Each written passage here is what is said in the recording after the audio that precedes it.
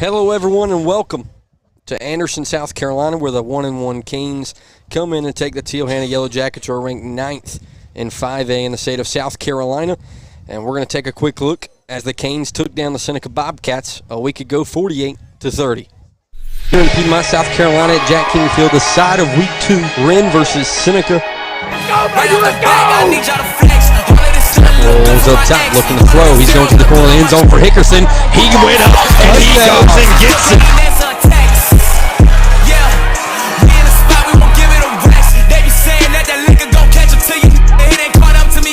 Throw, steps up in the pocket. He's going to the end zone. His arm got hit. Toe, and he caught a touchdown.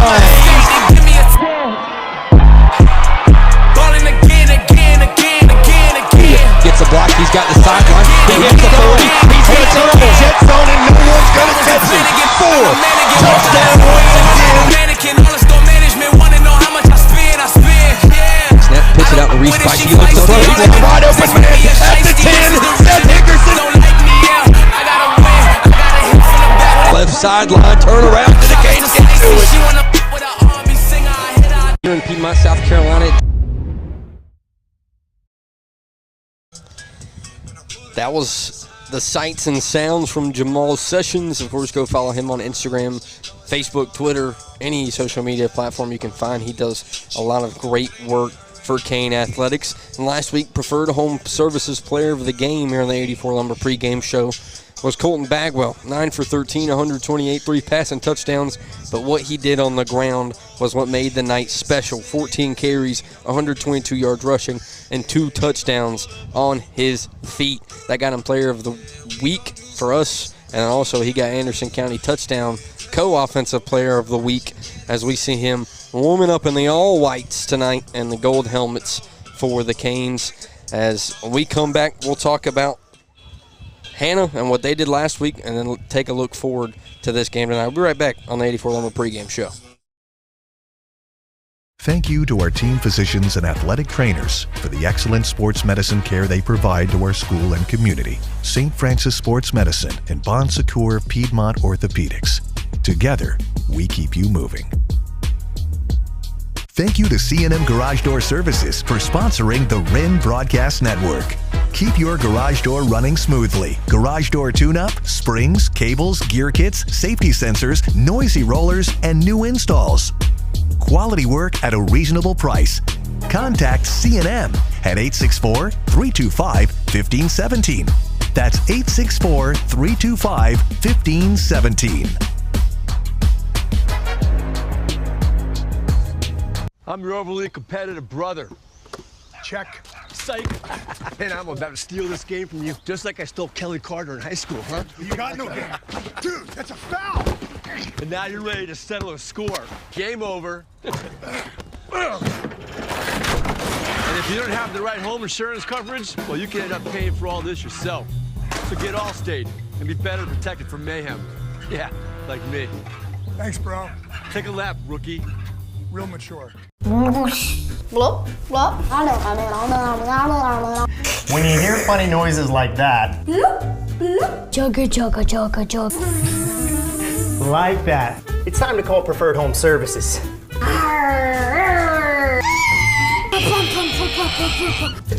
We'll fix that too. Contact us today to learn more about how we can help you with your plumbing, heating, and cooling needs. Thanks for calling Preferred. How can we make you smile today? Thank you to Consolidated Pipe and Supply for sponsoring the Wren Broadcast Network. For all your piping supplies, business or residential, we do it all. Just give us a call. Consolidated Pipe and Supply, 7 a.m. to 5 p.m. Monday to Friday, 864-964-9370, 1727 White Horse Road.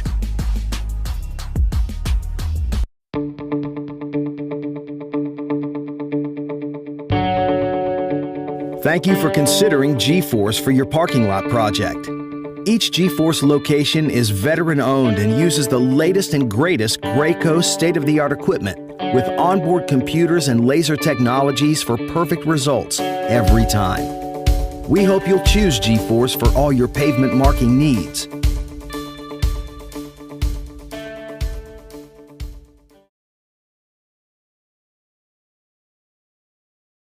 I would give him 15 out of 10 stars. He'll always be super satisfied with Preferred. On time and friendly. Very pleased with Preferred. Would highly recommend. Prompt service. Technician was skilled, polite, and efficient with our plumbing issues. 5 stars, thumbs up. We absolutely recommend Preferred Home Services. These guys rock their jobs and are consummate professionals. Thanks for calling Preferred. How can we make you smile today? I would give him 15 out of 10 stars. He'll always be super satisfied with Preferred. These guys rock their jobs and are consummate professionals.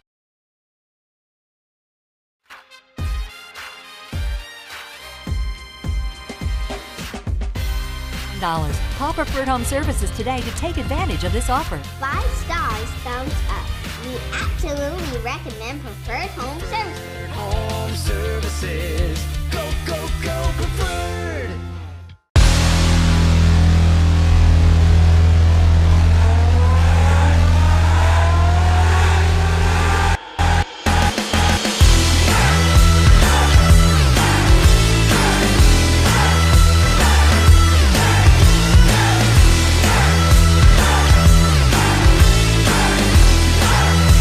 '84 Lumber, now hiring Pittsburgh area manager trainees. Apply today and receive an $840 signing bonus.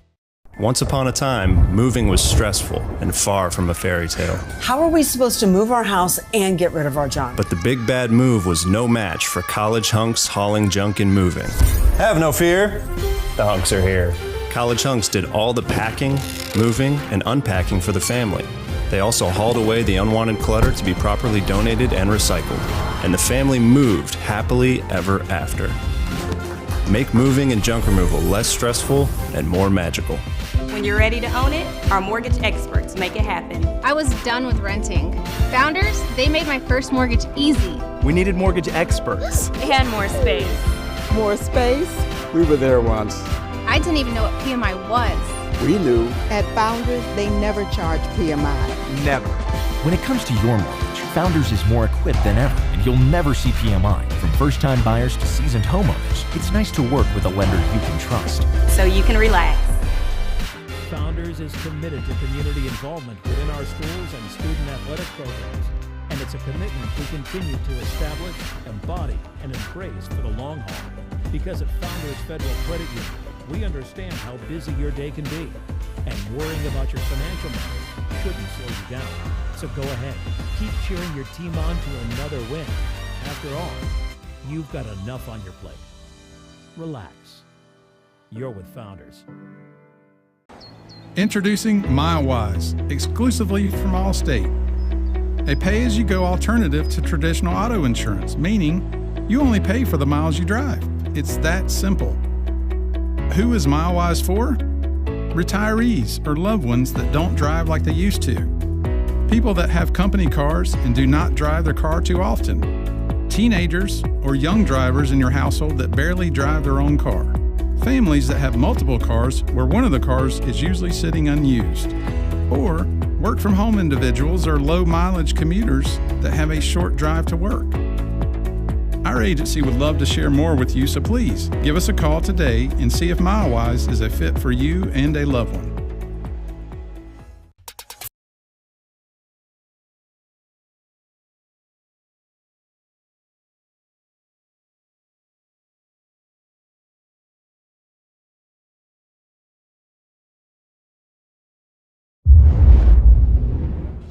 Welcome back here in Anderson, South Carolina. And now I'm welcomed in the booth with Keith Ausburn. How's your week, Keith? Ready for some Cane football? That's been the highlight of the week. Yeah. Hoping to beat 500.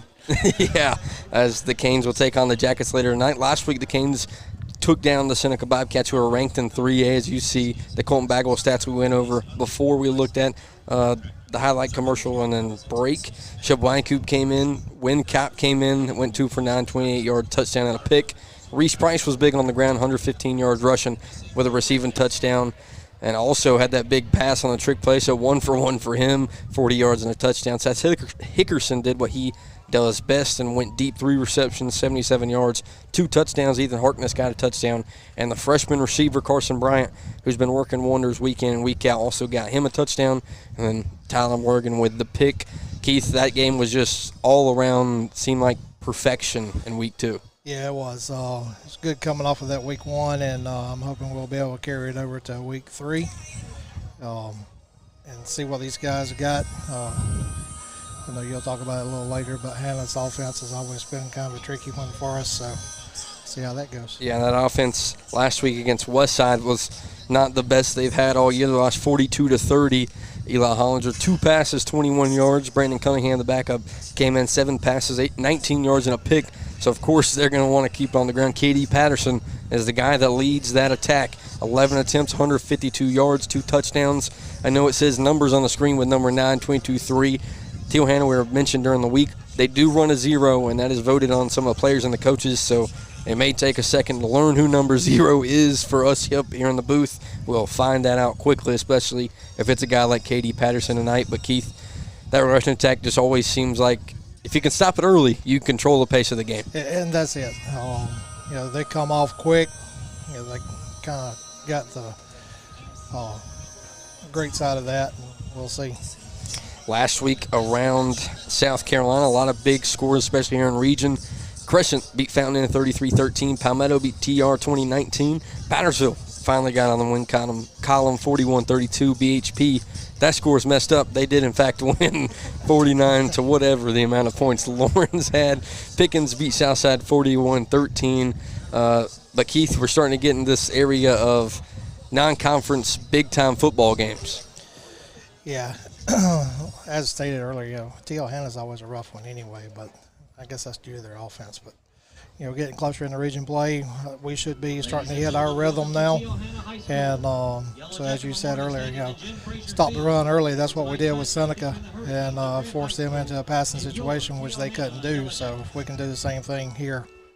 That is the goal. This week's scores from around the area before we take a commercial break here on the 84 Lumber pregame show.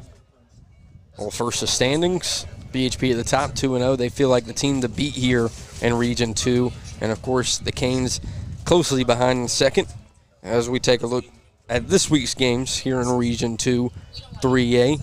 Carolina Academy plays Fountain Inn at 7:30. Palmetto's on the bye week for the first time this season. Pattersville makes a trip to Pendleton, BHP in Woodruff, and Southside Walhalla.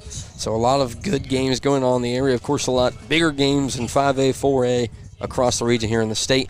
When we come back, we'll talk about the HOCO fundraiser here at Wren High School, and also we'll go through keys of the game here in Anderson. Canes versus Jackets, 7:30 kick on the Wren Broadcast Network. Thanks for watching the Wren Broadcast Network. If you'd like to become a sponsor, email Austin Tripp or Stan Yarborough for more information.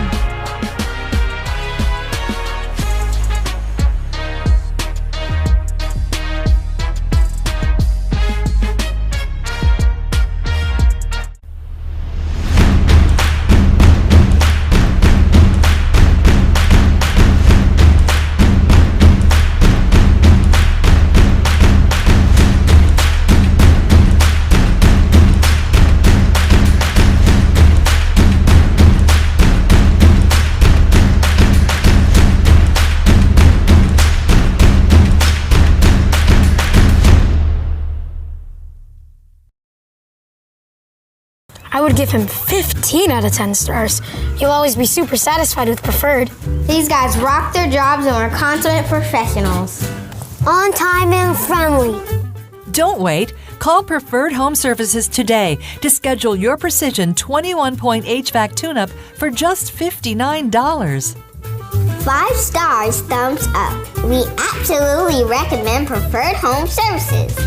Thanks for calling Preferred. How can we make you smile today? Hey Wren community, we need your love and support. Our homecoming fundraiser this year will be for Miss Teresa Lewis. Miss Lewis has been teaching at our school for over 20 years in the special education department.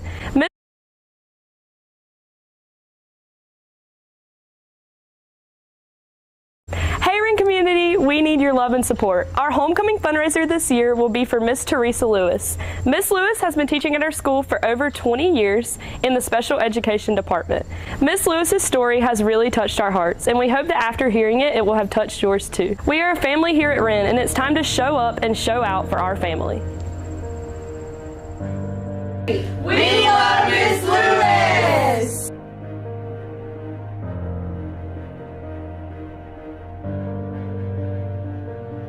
I don't remember the year, but when I was around 33, I was diagnosed with polycystic kidney disease. Polycystic kidney disease is a genetic disease, so I have 1 out of my 2 children that have it.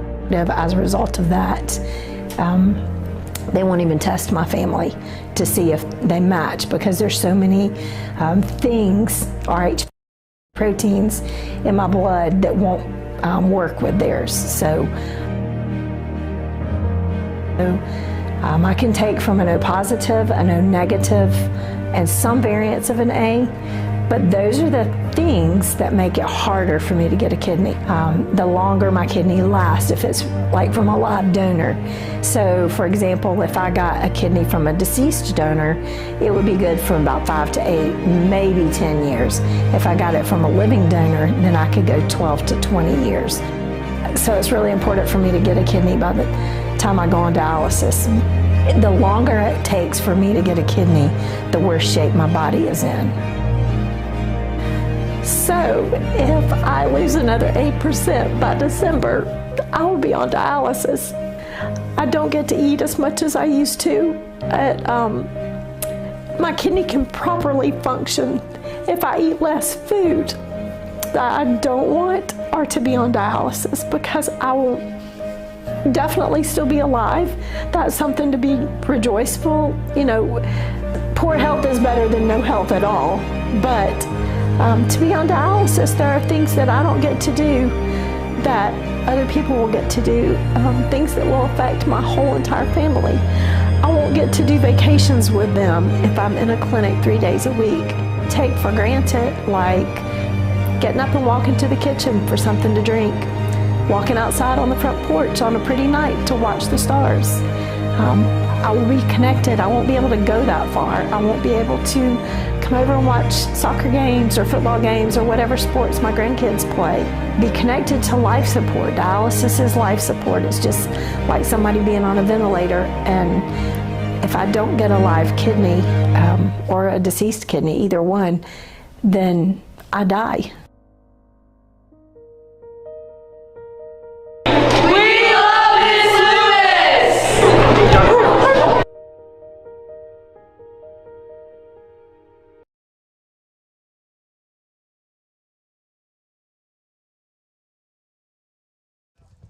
Back here in Anderson, South Carolina. Once again, the Canes versus the Teal Hanna Yellow Jackets, a rivalry game that's happened for a very, very long time, even before I was in high school, I know. So this is a meaningful game for both sides. Also, looking at coaching staffs and former coaches from Ware, Jordan Miller, the defensive coordinator for the Canes, former Yellow Jacket linebacker coach, and also Freight mentioned this in his Moving the Chains interview at the beginning of the season. Those guys at Hillcrest care about this game. They barely lost to the Jackets last year on their march to an undefeated season. So they also want to get revenge and take down this Yellow Jackets team. But the ways to do that is the keys to the game. And tonight, I have 3 big ones I think the Canes are going to have to use if they want to take down Teal Hanna. We talked about it a little bit earlier. Got to be able to sustain drives offensively. Colton Baggle's got to be good on his feet, able to get outside. Defensively, get the defense off the field on 3rd down. Can't let Teal Hanna be able to run the ball on a 3rd and 8 and get a 1st down. And then me and Keith just talked about this. Line of scrimmage, whoever takes control early takes control of this ball game, Keith. And that's it. You know, I'm going to zero in on number 2, get off the field on 3rd down. So with the Hanna running the ball, seems like most of the time they may change up this week, but they hadn't done it in history. But, you know, you get in there and doing that, that's rough on the guys, and, you know, you need to try to get in there 3 and out. Yeah, we talked about what K.D. Patterson did a week ago. That's a guy the Canes are going to have to lock in on and be able to gang tackle. But I think the difference between this year and last year is last year we came in this game after Seneca a loss where we couldn't stop the run. They kind of just beat us in the 4th quarter just straight up and ran the ball down our throat and ran the clock out at Seneca last year. We came here, same thing happened. We were very close to coming back in that football game. Teal Hanna was able to run the clock out. This year, different feeling. You come in after a big win over Seneca, 48-30, where your defense only gave up 10 points pretty much the first group the entire game, and now you come in against a team coming off a loss to Westside, and you have the momentum to win tonight. Yeah, and that's it. And we've said it week 1, week 2, just the way the guys seem like they're feeling right now, seeing them move around. Got a pepped up team this year, and pretty much healthy. I think the only couple of people we had was second string last week, and so a good healthy team coming in. Yeah, that all goes back to the man at the helm, Anthony Freight. He's kind of created a family-like culture here at Wren High School in his first year, and I got to talk to him this week to look forward to the Yellow Jackets, and also last week against the Bobcats. So here is this week's pregame interview with head coach Anthony Freight. Hello, everyone, and welcome to the 84 Lumber pregame show. I'm here with head coach Anthony Freight. How you doing, Coach? I'm doing really well. How are you? I'm good as well. Last week, the Canes coming off your first win and the first win of the season, 48-30 over the Seneca Bobcats. We'll take a look at that first. And first thing is first, your first win. Can you go through and talk about former players that called you or just your emotions of that night? Well, I think first and foremost for me, it was just awesome to see kids be really successful in a community that's really proud of them, kind of celebrate together. And, I've always been extremely fond of this community, which is why I came back in the first place. And, last year was a tough year, and we have improved greatly, and that's because of the kids' hard work and the assistant coaches' hard work. And it was just really rewarding and refreshing and great to see them kind of take a deep breath and say, you know what, the hard work has paid off here. So in that moment, it was nice.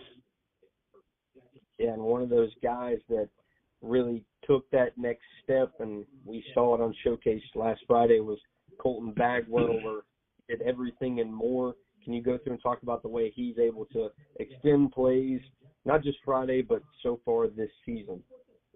Yeah, kind of taking a step back, when I got here at Wren, we started looking at tape and all that stuff, and you get to talking to Colton, you find out what a special human being he is, and the extending of the plays and the leadership and all those things that he's been able to create are because of hard work and dedication and love he shares for his team. And we knew pretty quickly that he was going to be one of our go-to guys, and we've always had a ton of confidence in him. He's got great legs. He's explosive. He's strong. He's extremely accurate. You can look at the stat line, and probably the best part of the stat line is he's, completes 70% of his balls. And, it's hard to complete 70% of your balls, and that's with, I think we had one or two that went off the fingertips. So, it could have been closer to 80. Couldn't be prouder of him, just who he's turning into as a player and who he is as a human being. Yeah, and the other side of that coin is the defense. Seneca came in 2 40-point shutouts. Going to halftime, the Canes are up 34-10. You had to be feeling amazing going into halftime, just knowing what your defense had already done there in that first half. Yeah, I think I was probably, most pleased with the fact that we were able to create some turnovers, and even when we weren't creating turnovers, we were potentially creating turnovers. We're creating problems for them. And, the style of defense we're playing this year is very different. I think it's different than what a lot of people play. We slash, we run, we attack. We let guys like Jacoby Dukes get loose, and Kim Sanders gets to run around. And, some of those guys got loose on Friday night. So it was good to see them reap the benefits of, what the vision of our defense is, and, I guess see it come to fruition and have them have some success. It was 100% very good to see. For Canes fans listening, of course, the good news is you already got a win under your belt.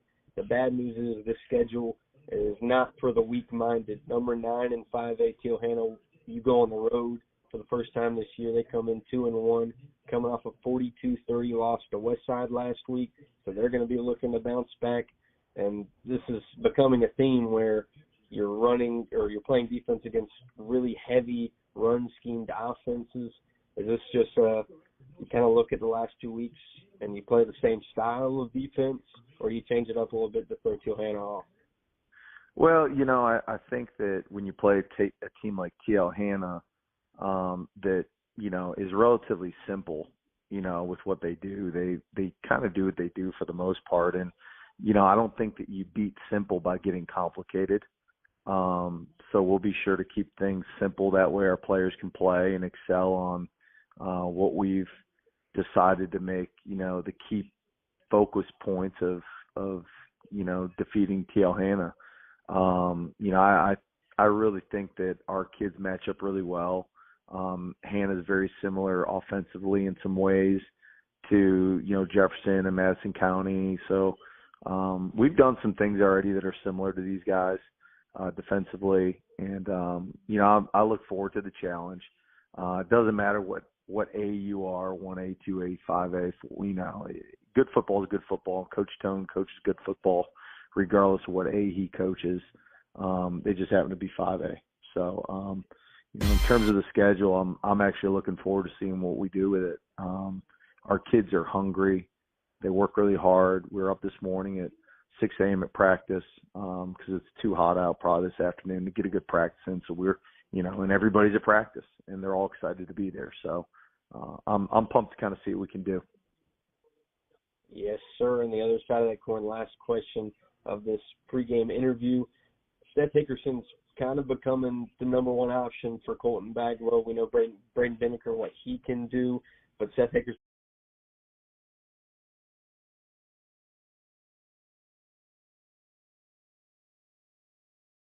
Prairie. And number 72, Austin Beal. And the captains for your Yellow Jackets.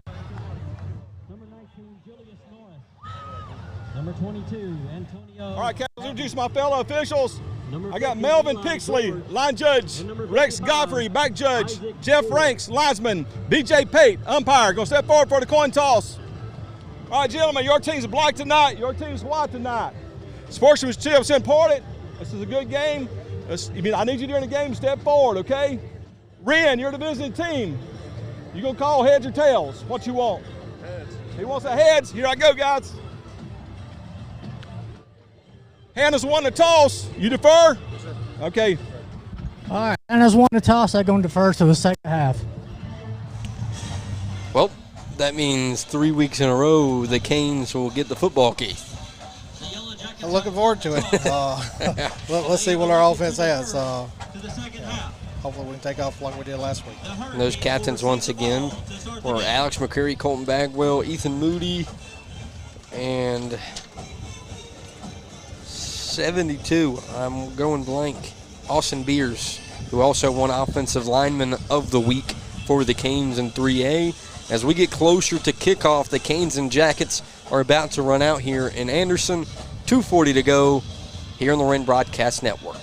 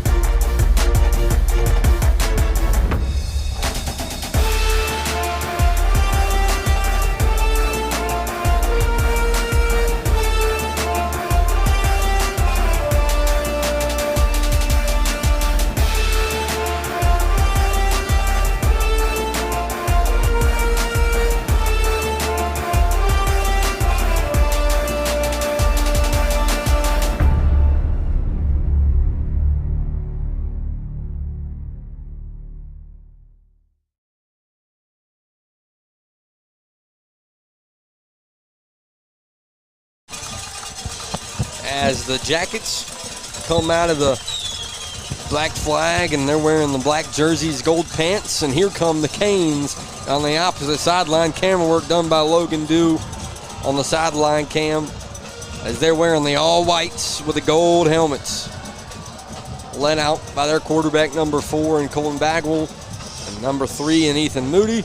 And at the front, Seth Higgerson, who's been going off all year long for this Canes offense, as they go down to the 5 and get their pregame prayers in as a team. Canes faithful, not as packed as we might have thought, but a lot of students here tonight in that student section for the Canes. It looks like it's a Wren family vacation kind of theme. And then also over here to Hanna's student section in the all green, maybe a St. Patrick's Day kind of theme, as you see Anthony Freight on the opposite sideline. Man, does that look crisp here tonight on the road. I tweeted out before we were setting up, I was like, all the Teal Hanna away streams I've been a part of have been really, really hard to go back and watch. And this one should be a first, as you see Coach Frank getting those guys ready to go on the opposite sideline. Once again, the Canes will get the football first. Keith, what do you expect on drive number 1? Let's see here. I'm hoping to see if he'll open up and throw one. Let's just cut their throat at the very beginning. First play of the game, Seth Hickerson down the sideline. Yeah, I would love to see that, but we'll probably start off, slow and go. But we'll see. I just want to see the offensive line fire off. I'll up you one. I'll go 22 to the crib on the kickoff. That's what I need to see here. We saw it once preseason against Walhalla. That would be a big-time start against a 5A opponent here on the road, as the Canes try to go back-to-back weeks of doing something a lot of people preseason-wise would have told you you're crazy if you thought about it. Tyler Morgan, Seth Hickerson line up on the 5 as the Yellow Jackets go to work, kicking it off. Looks like 31 will kick it. Walker Broom, as he lines it up on the 40, and we're almost ready to go to work in Anderson. And there's the kickoff, deep kickoff, right side. Morgan will let it fall through the end zone, and the Canes will go to work at the 20. We just talked about, me and Keith gave our predictions on this drive. Keith wants to air it out.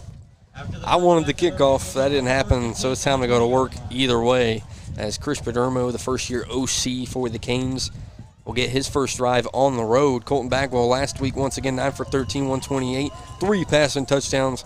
But again, on the ground where he did his work, 122, 2 rushing touchdowns on 14 carries. Let's see if he can match that here tonight. It seemed like he had more than 128. It did. Canes first play from the 20. Puts Binnicker in motion to the top of your screen. Snap, handoff to Price right side. Looking for a hole up the middle. They'll have a short gain of 1 to make it 2nd down and 9. This offensive line has a big task in front of them, Keith. Yeah, put my eyes down here and see what we're doing down there, but I think we got it. I feel comfortable tonight. The Hog Mollies have high expectations tonight. 2 up top, 1 up back on the right side. Snap for 4, handoff to Reese Price once again, looking for a hole at the middle, and he's going nowhere. Another short gain. Maybe he got 1, or maybe he just got back to the line of scrimmage, as it'll be 3rd down and 8. I think our pulling tackle slipped on that one, and he missed that block. I say Reese looked like he was trying to jump over someone before he could really get going, as they check in the freshman receiver and Carson Bryant. And Parker Bell comes in the slot. So 2 up top, 2 down low for CB4 and the Canes. First 3rd down of the night. Snap. He looks to throw. He's got pressure. Teal Hanna brings the blitz. He's stiff arms, looking for a pass. He's going to run it. Trying to get up past the 30 as he'll get close to that 1st down marker. He's right on it. He's got it. Nice call from Ausburn. It is a 1st down. So CB4 makes his legs known early on a big 3rd down conversion for the Canes. Tony's Pizza 1st down. I said that was our pulling tackle. That was a pulling guard. He's a big old guard. And the ability for Colton to be able to stiff arm a guy, double his height, and get off and go get it. Big play. Trips up top with 1 closest to you. 4 stand shotgun. Jackets thought about blitzing. They finally do, and Price will more than likely gaining right around 1 once again. Reese Price on the carry. As we've seen this in previous week, taking a little bit longer for 5 to get going. Those Jackets are swarming. So.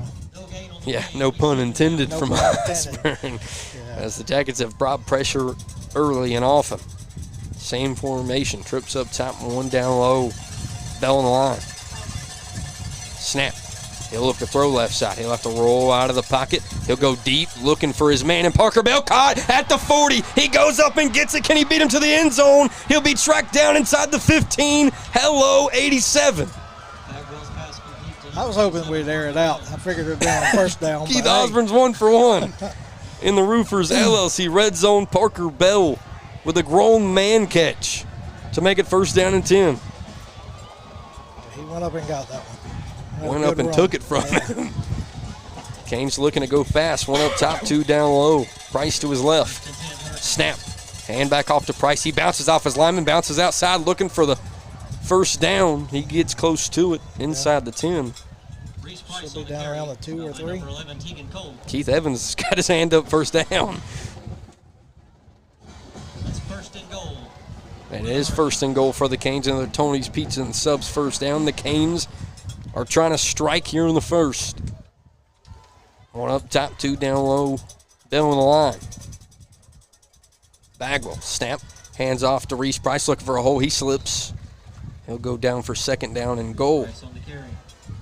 As you can see the clock, we're trying to do what we usually do. It is messed up at the moment. We'll fix it during a break. There is 9 minutes to go here in the first quarter after the big Parker Bell catch to give the Canes the first down inside the LLC Roofers red zone. 1 up top, Binnicker on the slot. Closest to you, see if they go to 2. Bagwell takes a snap. He'll hand off the Price up the middle, looking for a gap. He drives his way close to the 1. And that's where they will mark him for third down and goal. Looks like the Canes are checking back in Ethan Harkness at tight end. This is where you put your faith in the O-line and say, punch it in, big fellas. That's it. You know, we got some size. We just got to push. I think Hanna's a team that can match your speed to the edge, so you want to try to punch this up the middle, see where the Canes go with it. Same formation. They'll go shotgun with Price to the left. Jackets moving around the D-line. Snap. He'll keep it left side, looking for a hole. Does he fight in? No. 4th down and goal at the 1 once again. You go ahead and go for 3. Get points out of this. Looks like Anthony Freight will disagree and keep the offense on the field for one more try at it. 4th down and goal, big play here in the first quarter. Canes looking for points. Flag. Looks like it's on the Canes. It's going to be on us. Yes. Snap infraction on the Canes. So now what is the decision? You're down here looking for some kind of points. They see if they bring out Acevedo. We've seen the snaps all year long, and they're going to keep the offense on the field. In a way, this gives you some room to throw the ball a little bit. Yeah. So, you just got to give them protection. Bagwell goes shotgun. He'll drop back to throw. He'll look left side looking for Price. Tipped up in the air and hits him in the face mask. It's incomplete, and the Yellow Jackets have a stop on 4th down on the first drive of the ball game. So a big play from Parker Bell ends up in nothing for the Canes. Yeah. That's what I think you were alluding to. You just wanted points there. You get the points when you're down there close to it. He's coach. He knows something that we don't know, so he's got his game plan. Obviously, the Canes trying to get 7 early, so the Canes defense will have to go to work. This is a bright spot for the Canes a week ago. 10 points in the first half allowed against the Bobcats. As it looks like the Bobcats will bring out Brandon Cunningham to start the ball game at quarterback. Flag on the first play. I'm out, Hanna.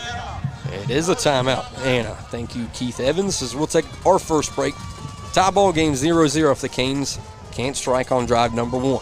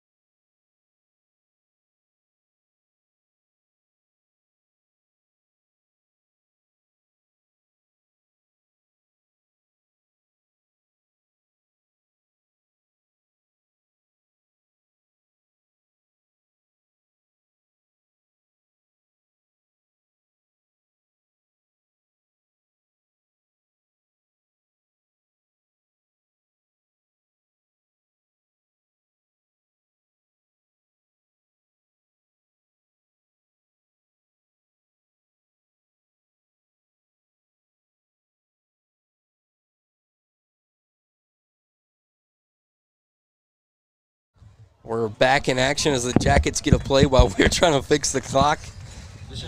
Makes it 2nd down after the timeout.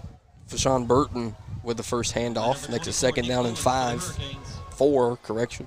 Gain of 6 yards. It'll be 2nd down. They will swap in a plethora of backs. Fashawn Burton, Katie Cunningham, or Katie Patterson, correction.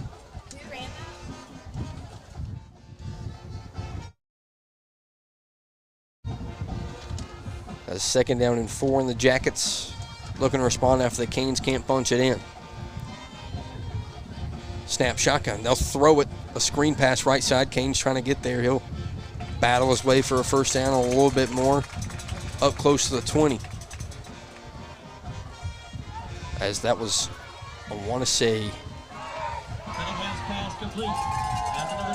Jalen Bowles or JoJo King on that reception. It's going to be a very tight-knit group of guys that touch the football tonight, ladies and gentlemen. So that first pass is very surprising here in the first quarter. Cunningham takes a snap. He'll run it around the edge for the Jackets. He slips and falls up past the 23-yard line to the 24. So the Jackets able to move the ball pretty well here in the first drive. Yeah, you know, you're seeing your typical Hanna team right here. This is also one thing we didn't talk about earlier. It's okay to give up some yardage on this side of the field. You got to tighten up when you get past the 50. Yeah, and you know, we can contain from the outside, push them in. So. That's going to be a big job to do tonight. Cunningham in the under center for the Jackets. Snap.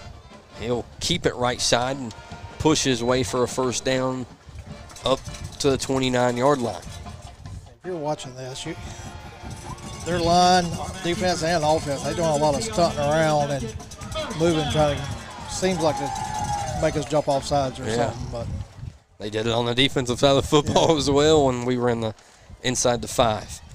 The Canes make some switcheroos. Looks like number 24 for the Canes is in the ball game. We're going to name here in a second. Cunningham goes shotgun for the Jackets. First down and 10. Snap. Speed option will pitch outside. Can the Canes get to him? Champ Reeves can't get outside. He's got room and a little bit more. He breaks free at the 50, and no one is going to catch K.D. Patterson for the Jackets. 60-plus yard run for number 9, and he's making his name known early. He did last week against Westside. Big run here in drive number 1 to make it 6-0. So not what you want to see on, for us on their opening drive, but especially a big play like that. Yeah. Not something you can have happening a lot tonight.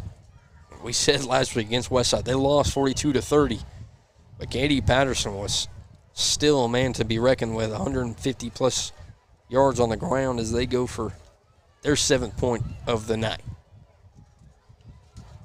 Broom on the kick. Snap. Kick up. Good. The Jackets strike first, 7-0 here on the road at Hanna.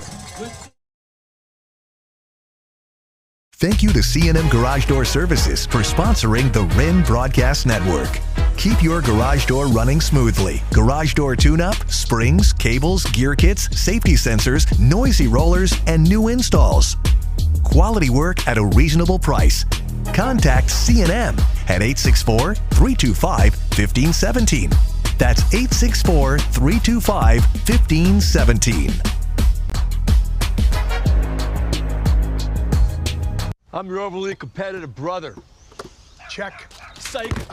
And I'm about to steal this game from you, just like I stole Kelly Carter in high school, huh? You got no game.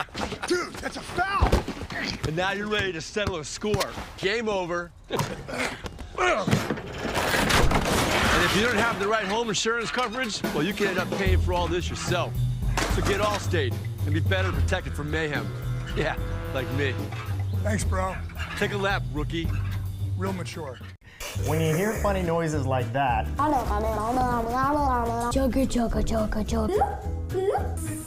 Like that. It's time to call Preferred Home Services. Whether you've got slow drains or clogged drains, take advantage of our 93 or its free sewer drain clearing special. We'll even include a camera inspection and 1-year no clog guarantee. Contact us today to learn more about how we can help you with your plumbing. Back out here as the Canes go for drive number 2. Thanks for calling Preferred. How can we make you smile today? A commercial short. We thank Preferred Home and Services for sponsoring. I'm sorry they sponsor our player of the game after a Canes win. Walker Broom out to kick once again. Tyler Morgan, Seth Hickerson stand at the 5 as Broom boomed one on the opening kickoff. He looks to do it again, deep right side. Morgan will come up and catch it at the 3. He's looking for a hole. He pitches it all the way back to Seth Hickerson. Can he beat everyone to the outside? He can't and he won't. He'll be tackled at the 15. The Canes try some trickery. Doesn't end in much. Had a little bit too much arch on that one. Took too time to develop. Bones can do a lot. Yeah. But I don't know about passing the football. As the guy who does throw with the pigskin around for the Canes will come out and lead this offense for your Wren Hurricanes in CB4. That first drive was a big one. 3rd down conversion on his feet. Big pass to Parker Bell that ended up being a 50-plus yard reception. And they were eventually stopped inside the 5 on the 1 on 4th and goal. Bagwell, snap, handoff to Price. And he's tackled immediately at the 15, no holes anywhere. This Jacket defense is something to mess with tonight. 2nd down and 10. He beat our pulling guard to the hole. It's happened a couple times already. Yeah. Snap. He'll look to throw. Swing out to Reese Price looking for a gap. He has one. As he'll gain 5 or 6 to make it 3rd down a little bit more manageable for the Canes. Quick score update. Pottersville over Pendleton 7-6. 7-6. That Patriot defense has had a rough start. That defense won a game, or offense won a game last week. Looking for another one. Big 3rd down here for the Canes offense, trying to weather the storm here in the first quarter. Snap. He'll keep it up the middle. He's got a hole. He's got speed to turn it on. 40. Is anyone going to catch him? It's a track race, and CB4 is crossing the finish line. Touchdown, Canes. No flags. Touchdown. 13-0. Colton Bagwell. Lightning still strike. Looking for a flag, though. Keith Evans, you're not going to find one, buddy. The Canes are looking to tie it. Those Wren Golden Hurricane flags are running down the opposite sideline. The Canes, in a blink of an eye, you try to tie it. Wincop on the hold. Acevedo on the kick. Snap. Hold. Acevedo up. Good tie ball game after Colton Bagwell goes from the opposite 20. An 80-yard touchdown for the kid. 7-7. What a kid.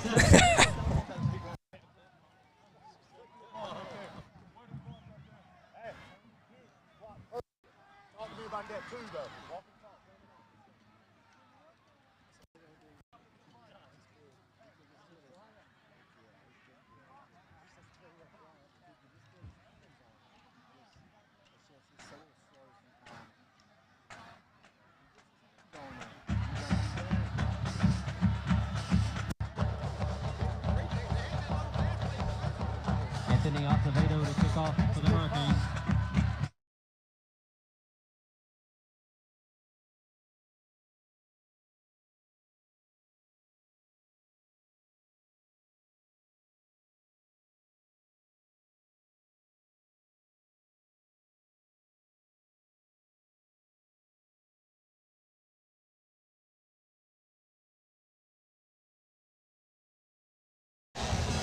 Back here, the Canes have struck quickly as the kickoff team already back out there. Colton Bagwell, 3 rushes for 89 yards and a touchdown already in quarter number 1. A pooch. Caught at the 25 looking for blockers. And he'll find his way up past the 35-yard line, close to the 37. That's where the Jackets will go to work. Last drive, Katie Patterson went for, felt like a 60-plus yard rushing touchdown. As Austin's trying to get the stats up. Katie Patterson, 1 attempt, 71 yards on the nose. So he's 1 for 1 with a touchdown so far. Canes trying to stop that here on drive number 2. Bagwell said we'll just up that to 80 yards. Yeah, maybe a Bagwell versus Patterson kind of night. Looks like the Jackets will run out Cunningham again at quarterback with Burton in the backfield. Snap, he'll throw. Canes bring pressure. Tossed out to the far sideline, it's caught. And he fights his way up close to a first down at the 47. It is a first down from the closest official. So they're slinging the pigskin around here early. It is. I'm not used to this. So. And I don't think the Canes are either. Maybe after that loss last week, maybe that's what they're deciding to do to change it up. Back under center. See that sideline cam from Logan Dew. Cunningham will stop, look for a new play. Patterson back out there as an up back. 1st and 10 Jackets. Snap, handoff to Patterson. Canes are in the backfield, can't bring him down. He breaks a tackle and gets outside.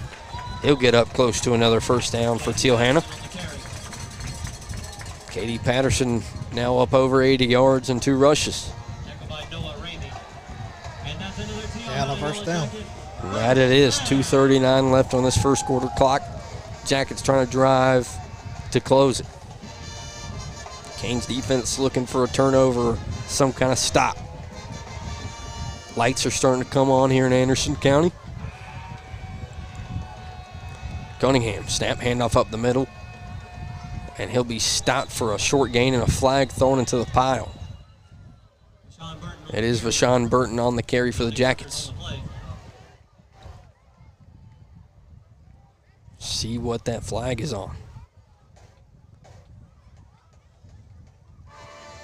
Did you see the split screen?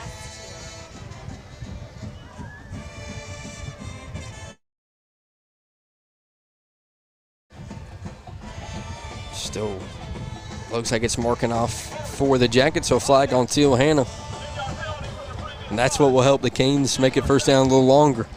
Like to see it go back the other way. Back into Jacket territory as well. 2:32 left here in quarter number 1. 48-yard line for Cunningham and the Jackets. Handoff up the middle. Correction. He'll keep it. Hand it off late. He'll get it into Canes territory at the 45 to make it second down a little bit closer. So I want to say that was Bowles on the rush, and it was. So we've seen already a couple named Vashawn Burton, Bowles, and of course Katie Patterson already tonight on the ground. Second down and 13.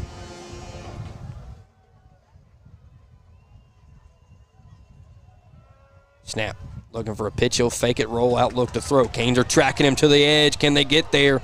Jacoby Dukes trying to chase him down. He gets a first down a little bit more. He's ran out of bounds. Maybe a little comeback block on Titus Sessions, no Cole. But a first down for Cunningham and the Jackets. Brandon Cunningham. So with 140, the Jackets are rolling. Feels like big play after big play is what killing the Canes. Titus Sessions will check out. 1st and 10 from the 26. Pedro stands in the middle for the Canes, the middle linebacker, looking to make a big tackle. Cunningham, snap, handoff left side to Bowles.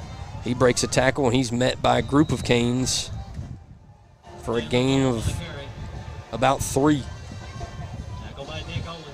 That's what you got to do for the Canes defense, Keith, group tackle. That's it. It may take them a little while to track them down. They do a lot of moving. Yeah, it's rough to think about being able to tackle some of these guys. The Canes are having to do it. Second down and 7.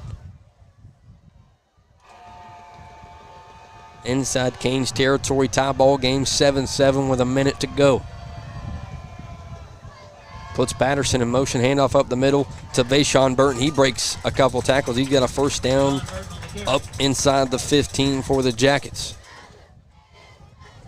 And the mixture of 3, 9, and 1 is a recipe the Canes aren't able to stop so far.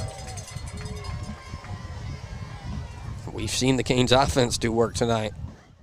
This defense has kind of been the highlight of the bunch so far this entire season. First down and 10 for Cunningham. Patterson goes in motion. Snap handoff to Burton, right side. He's tackled quickly. A short gain of 2 or 3 up to the 12. And this is what we talked about on that first drive. This is where you got to buck up and kind of lock up defensively and holding the 3. Morgan and O'Brien in on that tackle.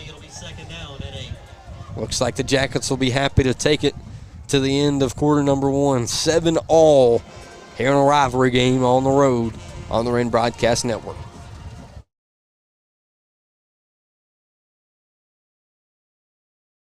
Once upon a time, moving was stressful and far from a fairy tale. How are we supposed to move our house and get rid of our junk? But the big bad move was no match for college hunks hauling junk and moving.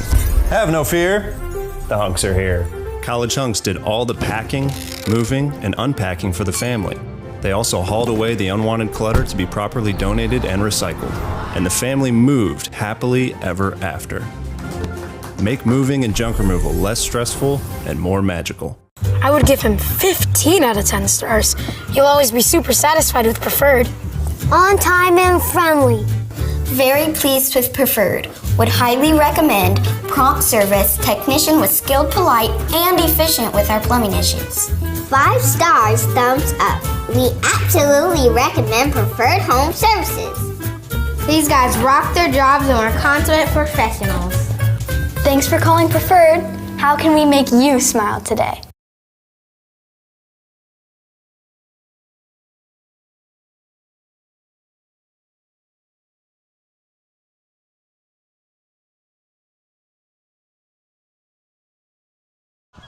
Back here in Anderson, Canes and Jackets tied at 7, 12 minutes back on the clock. The Canes looking for a stop, 2nd down and 9 inside the 15. Cunningham, for maybe the first time all season, will stay in shotgun. Puts a man in motion, snap. He'll hand it off right side, spin move. Ashawn Burton gets inside. Almost inside the 10. He does at the 9. So it makes it 3rd down a little bit more manageable for this Jacket offense. 4 Hurricanes in on them. This is where you got to buck up and get a stop. 3rd down and 5.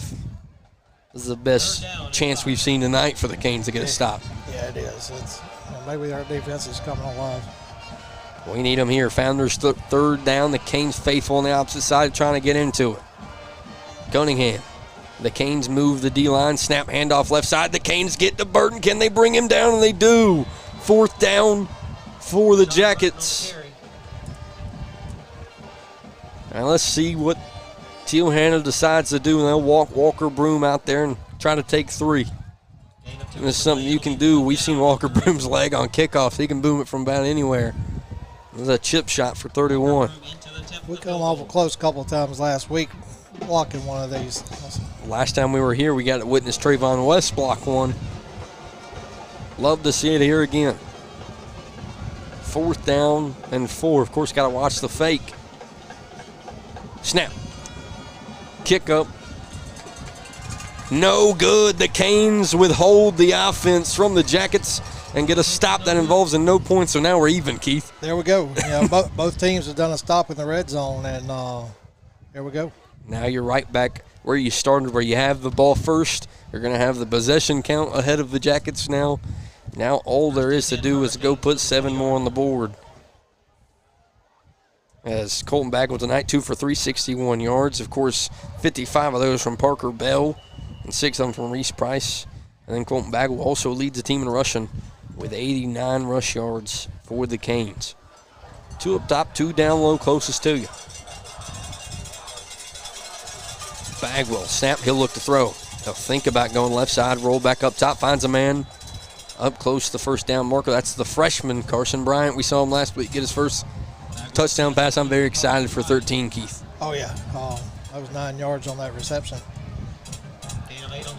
That's also a guy I talked about Titus Sessions. He was a freshman, just his ability to make big plays in big moments. I feel like 13's got it in him as well. 2nd down and 1. Snap, handoff to Price, looking for 1 yard. He's got a little bit more as he gets up to the 34-yard line.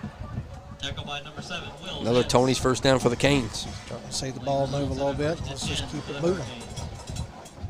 There's 10 minutes to go here in quarter number 2. Canes offense has had 2 very successful drives. One stopped at the 1 with no points, and last drive a big 80-yard run from Colton Bagwell at the opposite 25-yard line and false start on big 71 on the left side of the line. You can't miss them.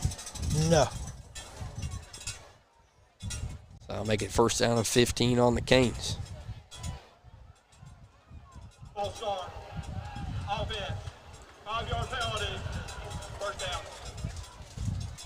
And that it is a first down, 5-yard penalty on Mr. Blassingame. After the penalty, be first and 15. Canes will go Trips closest to you, one up top. Bryce and Colton have been the duo in the backfield so far, no empty sets. Snap, he'll look to throw on first down. Rolls up top, looking for the sideline. Carson Bryant once again breaks a tackle and fights for a little extra up past the 40. Not something you see Flag from on the play. Whew, late one too. Penalty marker on the play. Hopefully a late hit on the Jackets. See anything over there, Evans?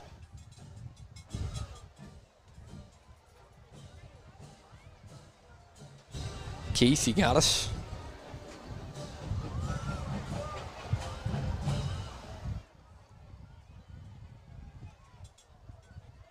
Second down, still talking about the flag.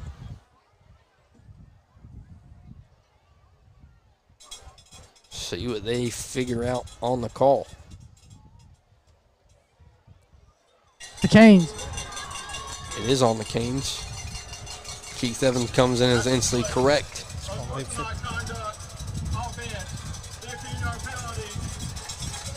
Of course, we don't get a number on that one, so that big Carson Bryant play is negated. Second down and a lot longer than what it was. After the penalty, be second down. Kind of hurts you a little bit there. That's something you can't afford against a big 5A football team like Hanna. 3 down low. Snap. He'll throw it out there looking for Reese Price, and he is lowered at the 22-yard line, and the Jackets make a big play. That is number 23, Mr. Vance. So now third down forever. Yeah, let's start say third down and back home. Yeah. Right here, it's kind of a decision you have to make. You want to split the difference, or maybe just run this rock with 8:50 to go. Trips up top, 1 down low. We know Mr. Chris Padermo is not scared to let one loose. He's got a lot of field at the top of your screen. Jackets looking to bring pressure. They'll only bring 3. Bagwell steps up, goes to the top, trying to break a tackle and run for it. And that he will up past the 25-yard line to the 26, where the Canes will eventually have to punt. It's only so long you can hold those blocks with it. You know, that's something I've noticed this go-around is the line's been doing good, giving them some protection and everything. But let him be able to get outside the pocket and go make those plays. As that drive pretty much killed by that 15-yard unsportsmanlike penalty. Anthony Acevedo. And it looks like Cam Sanders is the last one on for the punt team. Acevedo out there to punt. The Jacket stands on the 40. Timeout. Canes with 7:48. A couple people either doing the wrong thing, saw Freight step on the field, but when we come back, 4th down, the Canes punt, tied at 7.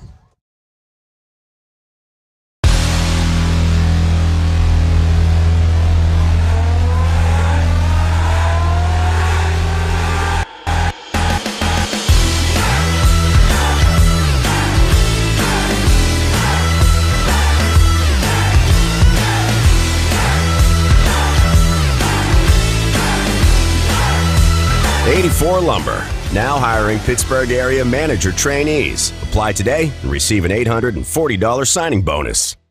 I would.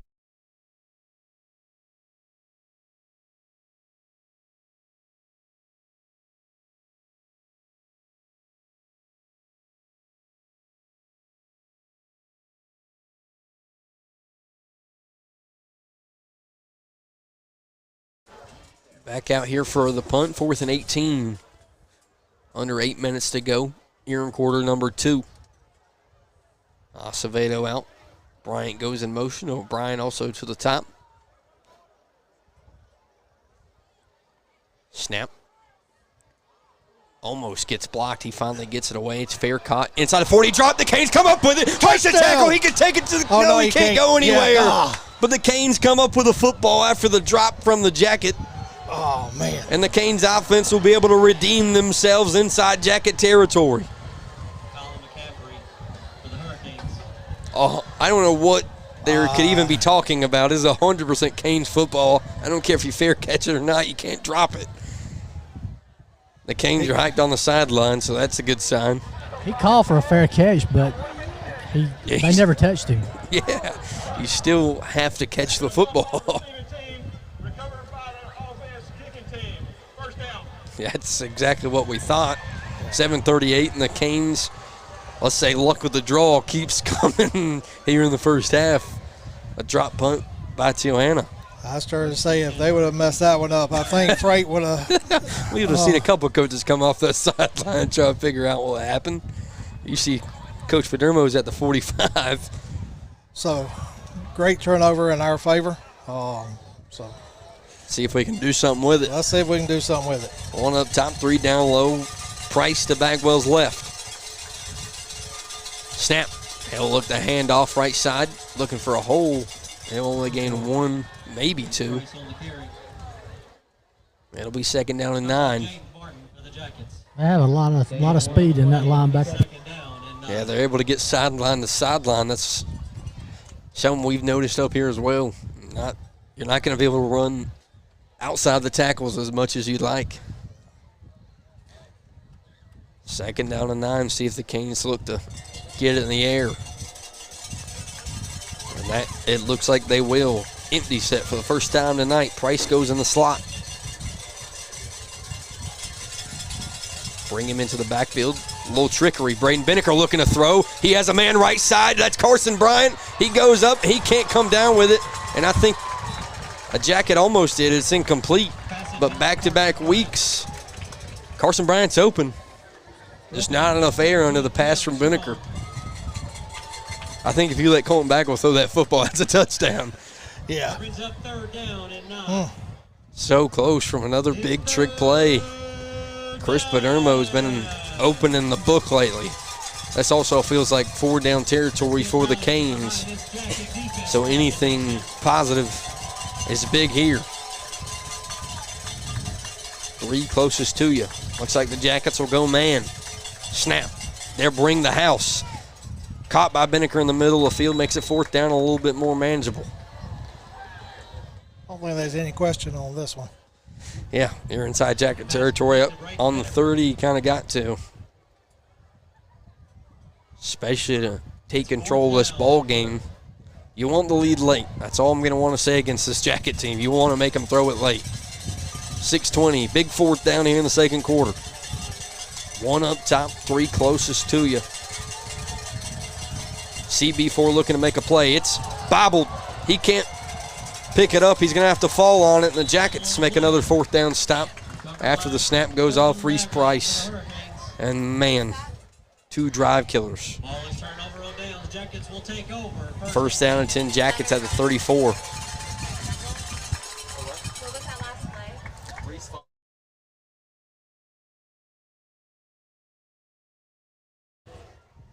That's where the defense will go to work. So, as much good has happened in this first half, Keith, a lot of very disappointing has also happened. You know, to me, I want to say that's 14 points right there that we've given away so far. Yeah, 100% feel the exact same way. Cunningham, correction, new quarterback in, snap, handoff up the middle, gain of about 4 for the Jackets. New quarterback should be Eli Hollinger, and it is. 2nd down and 6. 2nd down and 6. Snap, handoff in the backfield. Once again, the Canes are there right on the line of scrimmage, and they'll bring him down for a short gain of 1 to make it 3rd down and 5. Ethan Moody and company in the backfield. I like our defensive turnaround, and they're starting to figure it out. Yeah. Feels like the puzzle pieces are starting to fall together. We know Anthony Freight's really good at figuring out offenses. Big time 3rd down play for the defense. Snap, handoff up the middle. The Canes get the quarterback, and Hollinger at the 40.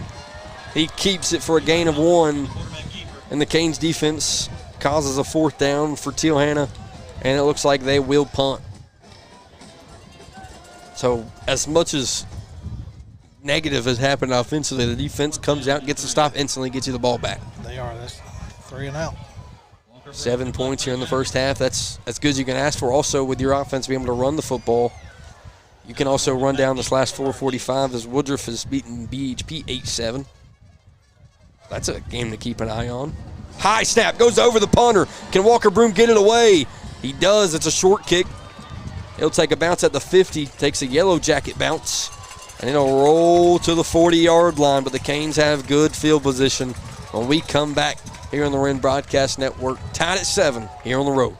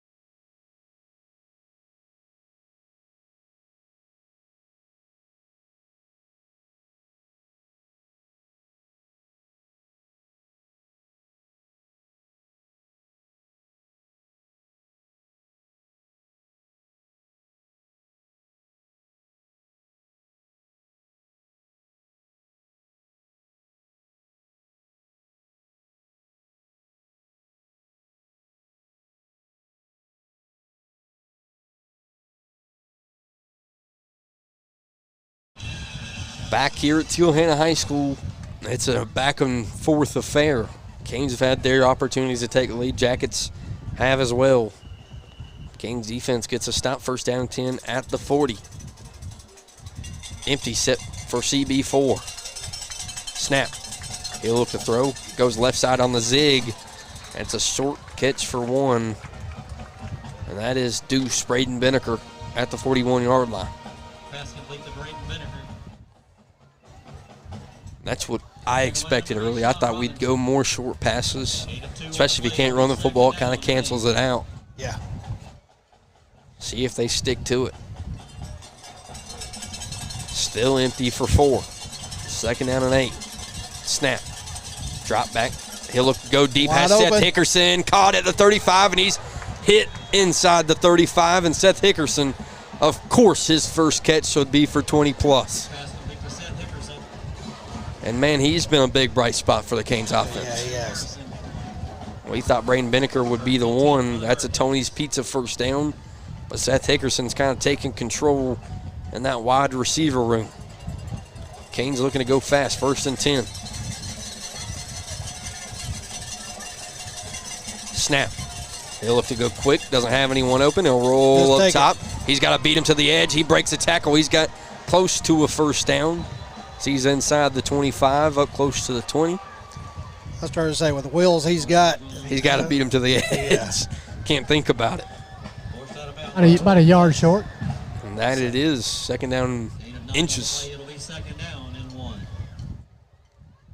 So Colton Bagel already up close to 100 yards, maybe already hit it at this point. 101 yards. 101 on the dot. Snap. QB draw. He'll go up the middle, has a hole, breaking tackles. First down and more inside the LLC Roofers red zone. And a Tony's first down for 4 with 3:17 to go here in the second quarter. It's also insane, Keith, to see that guy just be able to take over a football game. He is, great leader. That has been something Freitas has preached about in pregame interviews. First down and 10. Snap. He'll think about throwing it left side. Pump fakes, and he pump fakes a little too long. A sack for the Jackets. Up or back at the 20-yard line, so a loss of 6. Eddie Keto on the sack for the Jackets.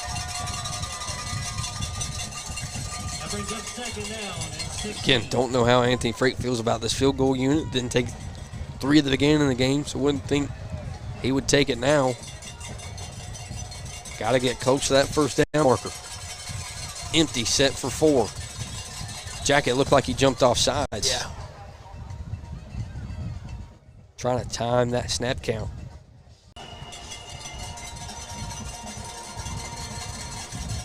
Bagwell going back shotgun. 2 up top, 2 down low.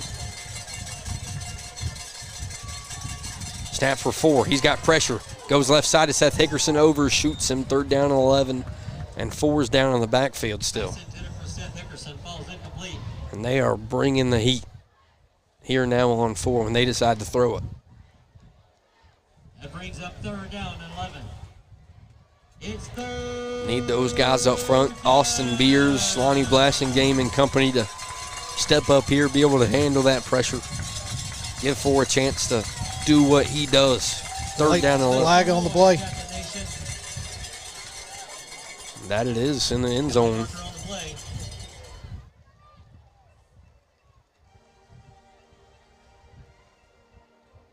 In the end zone. Is it a delay of game? It is. I don't know how it is already a delay of game, but it is. 3rd down and 16. You'd like to make it 4th and manageable so you can go for it here or get closer to a field goal if you do want to take it. 2 up top, 2 down low. Bagwell looking to make a play. He's going right corner, looking for his guy. Caught inside the 5 and a flag. That's going to be. He caught it anyway. That's going to be a first down goal. And that it is. Parker Bell on the catch for the Canes. Up close to the 5. Let's check the flag. That's interference. Man, that was a pretty catch. He laid that ball right in there for him to Right in get. the money. Yeah. Parker Bell's got 2 of the biggest catches of this ball game so far.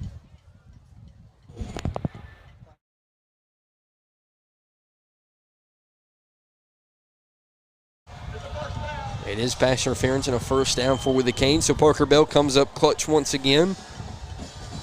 And Colton Bagwell just absolutely putting everyone on notice with throws like that. A big opportunity for the Canes. He was hanging on to him for 4 yards before the ball even got there. Keith Evans got a nice view on that opposite sideline. 1 up top, 1 down low. Bagwell, snap, handoff to Price, looking for a hole. He's strikes inside the end zone, touchdown for 5. Reese Price puts 6 more on the board from about 5 out to make it 13-7 with 2 minutes to go here in the second quarter. Big drive, Keith. Man, that's what we needed. It took a lot of time off the clock, which kept Hanna off the field. And, our offense was able to show that we can run the ball, we can pass the ball. Yeah, 2 different ways. Colton Bagwell's really doing it all tonight. Reese Price, of course, punches it in there. He's been the touchdown guy all year long when they get close to the 1. Acevedo up. Good. The Canes take a touchdown lead, 14-7 here in the second quarter on the road. Give him 15 out of 10 stars. He'll always be super satisfied with preferred. These guys rock their jobs and are consummate professionals. On time and friendly. Keep your septic system running smoothly. For a limited time, we're offering septic tank pumping for just $399. Call Preferred Home Services today to take advantage of this offer. 5 stars, thumbs up.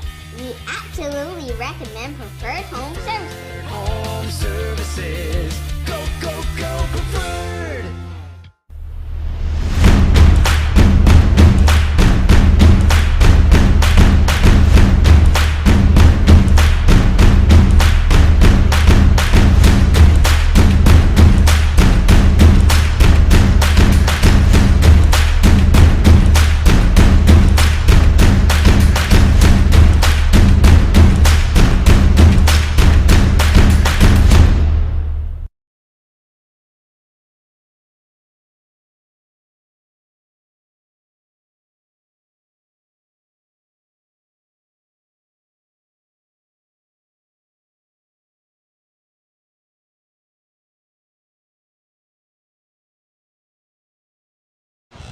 Back here on the road talking a little college football. Of course, everyone in the state of South Carolina had a bad weekend as everyone starts 0-1 and looks to redeem themselves in week 2.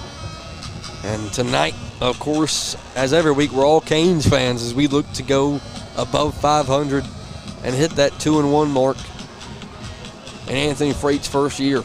Like I said, special teams play here. Deep kick from Acevedo, caught inside the 10. Canes special teams been big all year. He's got speed.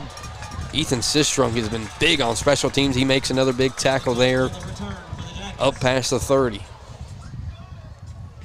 We talked after that first drive where Katie Patterson went for 71 yards. This Canes defense has kind of put the pieces of the puzzle together and figured it out. Yeah, it has so far, and I think the key to that is, we're not just solo tackling. You got the team there, so that gives you a good feeling too. Clogging up holes. As I'll see if a sane quarterback comes out. It looks like it will be Hollinger again. So they've made the switch. First down 10 to 33. Snap, handoff left side. Number 20 has a hole. He's got a gain of about 6 up to the 40. That's Josh Donald. And man, once he gets under center, you can't hardly see him. Reminds me of a couple years ago. The Steel Hanna rushing attack is something they're going to try to hurry up. Hard to figure out. Snap. He'll fake pitch it. He'll roll to the minor screen. Jacoby Dukes is the man tracking him. He's going to rear up and launch one. Turn around. Brandon Kirby. He's got a pick at the 15-7 with another seatbelt moment for the Canes.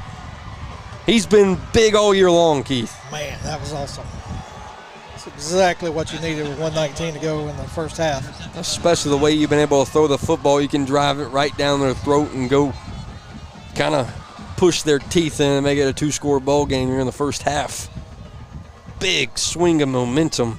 So to me, the most important thing right here is hold on to the ball. Yeah, do not turn it over. Do not turn it over. You're in, 10-yard line. Hold on to that ball. And if nothing else, run out the clock. Yeah, 119 especially. Trying to get your chunk plays, but if not, don't give to a hand of the football back. 3 up top, or 4 up top, 1 down low. This looks like Parker Bell will be in the slot. Snap. Bagwell rolls to the top of your screen looking to throw. He'll stop, roll back, and he falls down inside the 5 at the 4. And right there is more than likely a sign of they want to run this clock out after a play like that. Yeah.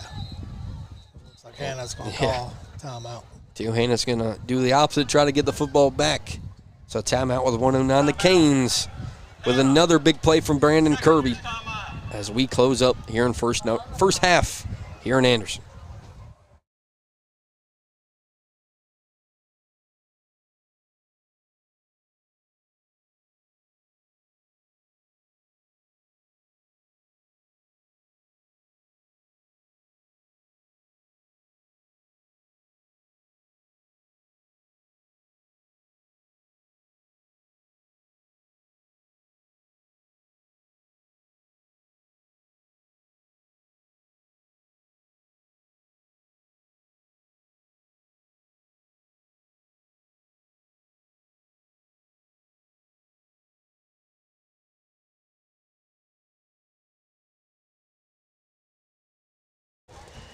Second down and 15. See what the Canes decide to do.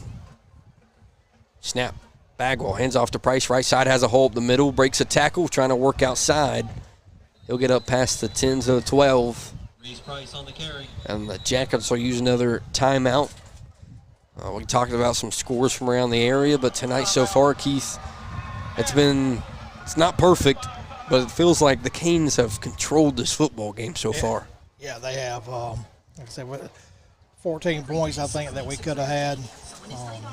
One down in the red zone. At the 1 yard line. At the 1 yard line. As we take a look around the region, Belton Honeypath 14-8 over Woodruff. Powdersville already up 30-6 over Pendleton. And Southside Walhalla no score yet as I pull Austin's phone off the charger. And this Canes offense has a third down here where if you're the coach, Keith, what are you trying to do here? I don't know if Tim Hanna have any timeouts.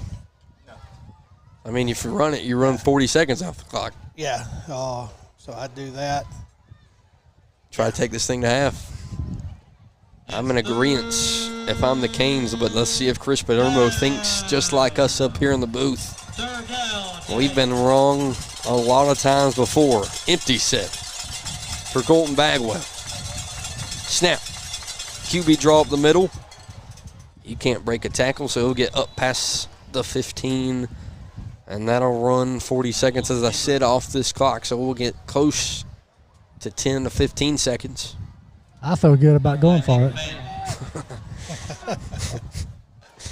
Okay, we're just going to keep the mic in your hand and stuff over there. Yeah, I want to agree with everything Keith Evans says, but I can't agree with that one. 4th down and 5. Canes will probably run it all the way down to the lowest point in the cold there last. Yeah, those guys all have their hands on their hip. They're already wore out. Wouldn't you be too if you had to chase down 4?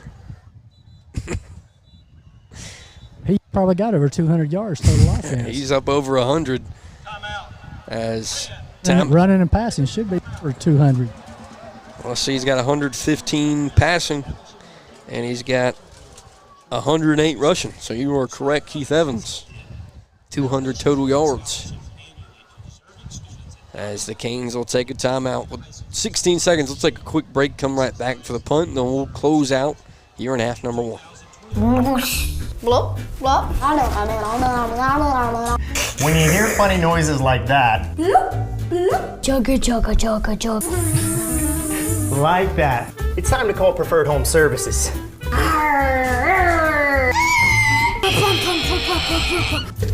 we'll fix that too. Contact us today to learn more about how we can help you with your plumbing, heating, and cooling needs. Thanks for calling Preferred. How can we make you smile?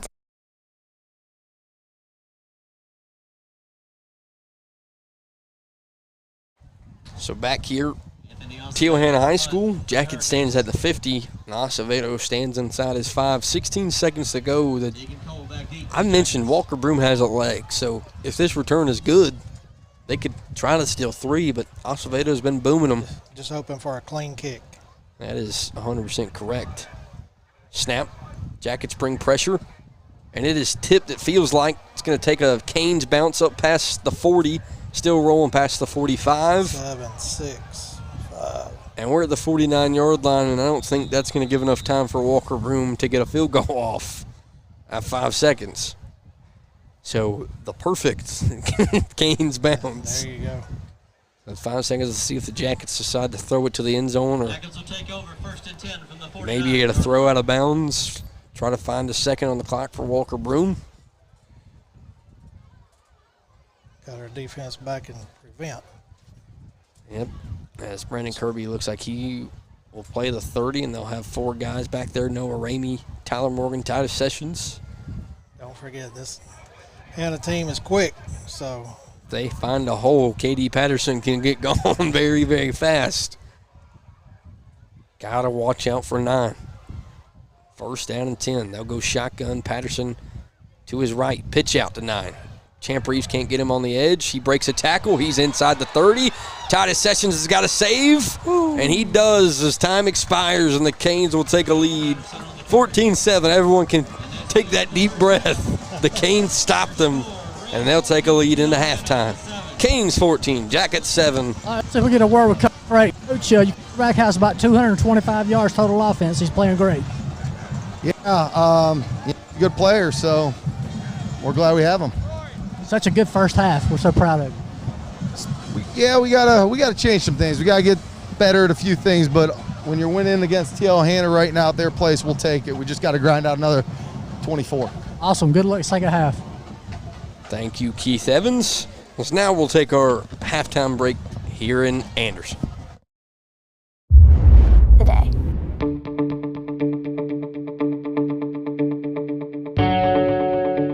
Thank you for considering G-Force for your parking lot project. Each G-Force location is veteran-owned and uses the latest and greatest Graco state-of-the-art equipment with onboard computers and laser technologies for perfect results every time. We hope you'll choose G-Force for all your pavement marking needs.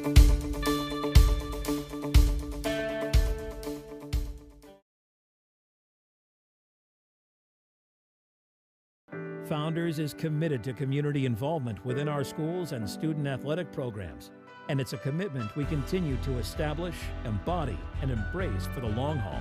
Because at Founders Federal Credit Union, we understand how busy your day can be, and worrying about your financial matters shouldn't slow you down. So go ahead, keep cheering your team on to another win. After all, you've got enough on your plate. Relax. You're with Founders. When you're ready to own it, our mortgage experts make it happen. I was done with renting. Founders, they made my first mortgage easy. We needed mortgage experts. And more space. More space? We were there once. I didn't even know what PMI was. We knew. At Founders, they never charge PMI. Never. When it comes to your mortgage, Founders is more equipped than ever, and you'll never see PMI. From first-time buyers to seasoned homeowners, it's nice to work with a lender you can trust. So you can relax. Here at Cox & Cole Attorneys at Law, we've got 2 attorneys, West Cox and Lee Cole. We handle real estate matters, closings, and real estate litigation and probate, trying to bring compassion to those that we serve and our clients. Give us a call anytime. Our number is 864-847-9289. Thanks for watching the Wren Broadcast Network. If you'd like to become a sponsor, email Austin Tripp or Stan Yarborough for more information.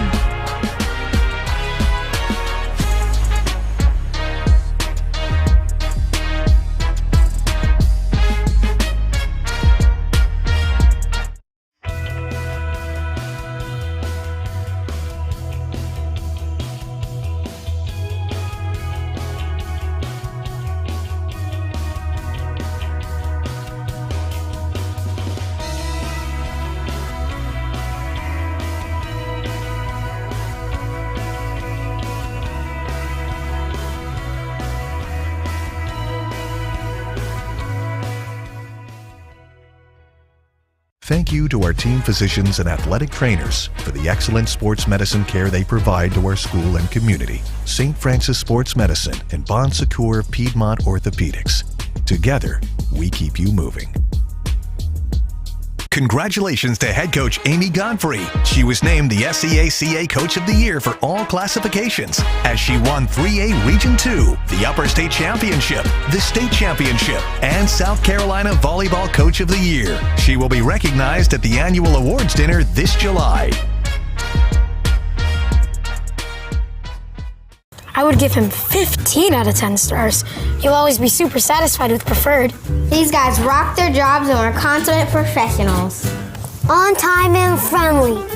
Don't wait. Call Preferred Home Services today to schedule your Precision 21-point HVAC tune-up for just $59. 5 stars, thumbs up. We absolutely recommend Preferred Home Services. Thanks for calling Preferred. How can we make you smile today? Thank you to Consolidated Pipe and Supply for sponsoring the Wren Broadcast Network. For all your piping supplies, business or residential, we do it all. Just give us a call. Consolidated Pipe and Supply, 7 a.m. to 5 p.m. Monday to Friday, 864-964-9370, 1727 White Horse Road. You want your day to be perfect, whether it's your wedding, prom, pageant, or homecoming. Demetra Designs understands. Voted best in the upstate, Demetra Designs is the upstate's largest full-service bridal emporium, featuring top designers for pageant, homecoming, and prom. Offering the selection of a major city retailer, from hair to makeup to photos, Demetra is committed to making all eyes turn when you enter the room. Visit our website right now. Print your instant Demetra formal wear savings coupon. Demetra Designs Bridal Emporium, Pleasantburg Drive, Greenville. Introducing MileWise, exclusively from Allstate. A pay-as-you-go alternative to traditional auto insurance, meaning you only pay for the miles you drive. It's that simple. Who is MileWise for? Retirees or loved ones that don't drive like they used to. People that have company cars and do not drive their car too often. Teenagers or young drivers in your household that barely drive their own car. Families that have multiple cars where one of the cars is usually sitting unused. Or work-from-home individuals or low-mileage commuters that have a short drive to work. Our agency would love to share more with you, so please give us a call today and see if MileWise is a fit for you and a loved one.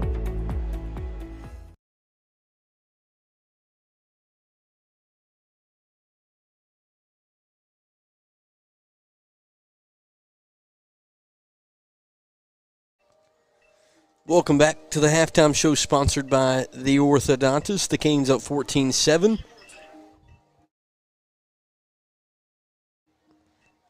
Some scores from around the region here in 3A Week 2 action. Week 3 action correction. Carolina Academy Fountain Inn tied at 6. Palmetto on the bye week. Powdersville up big 30-14 over Pendleton. BHP taking control 21-8. Southside Wahala, I don't know if that's not a score or it's just 0-0. And then some stats from tonight. Colton Bagwell, 9 for 10, 115 yards passing. Also receiving the football, Seth Hickerson, 1 catch, 33 yards. Parker Bell, 2 catches, 71 yards. And also Carson Bryant has a catch with 8 yards on the ground for the Canes. Reese Price, 11 carries, 32 yards. Colton Bagwell, 8 for 108. And that's for the offense. Defensively, I don't think we have any stats down yet. We don't. Brandon Kirby with a big pick close out the first half.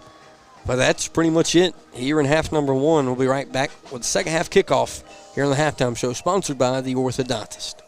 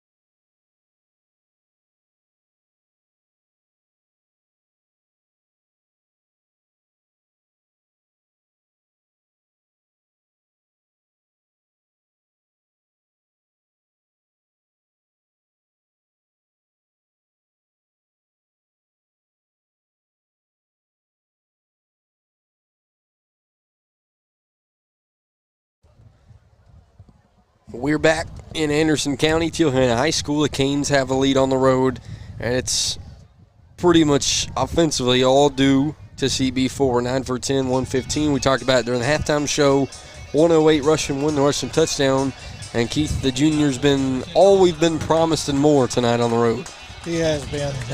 So a lot of focus on him, but what's helping make him successful, once again, is the line.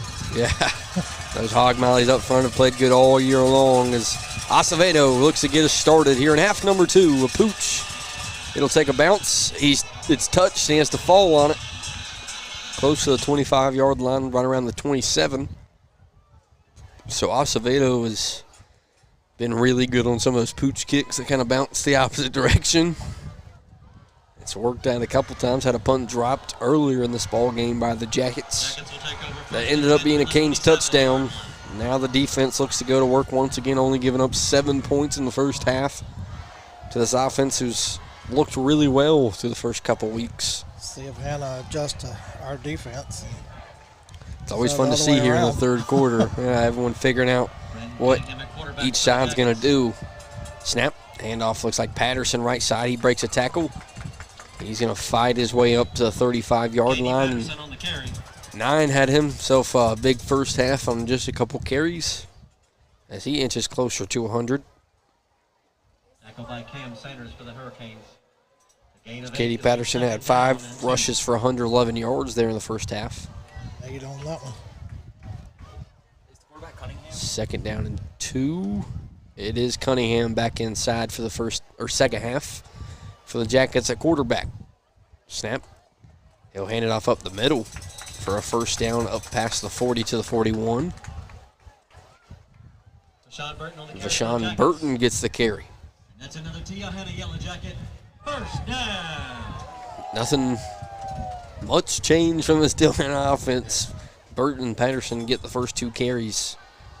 Results in a first down, so the Canes gonna have to step up once again, look for a stop.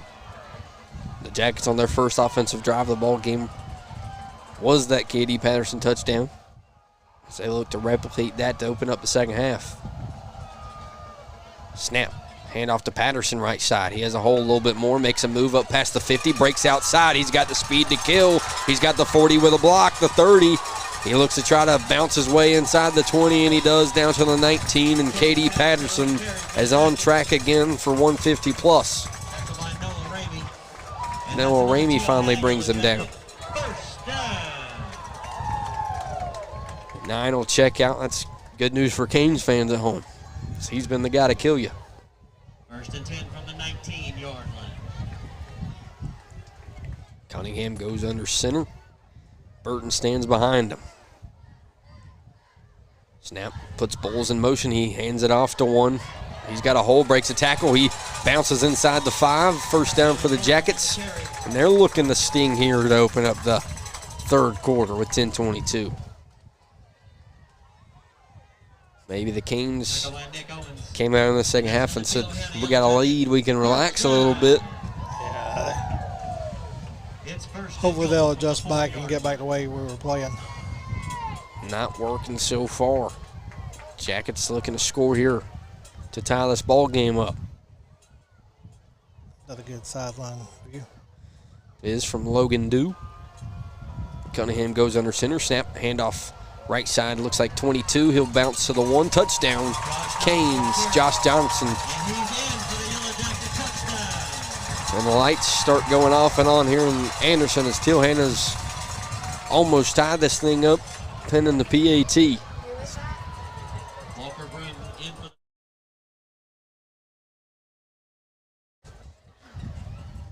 Hanna comes out with that PA group that moves to the football. Of course, can always watch out for a fake if you're the Canes. Walker Broom. Perfect so far tonight.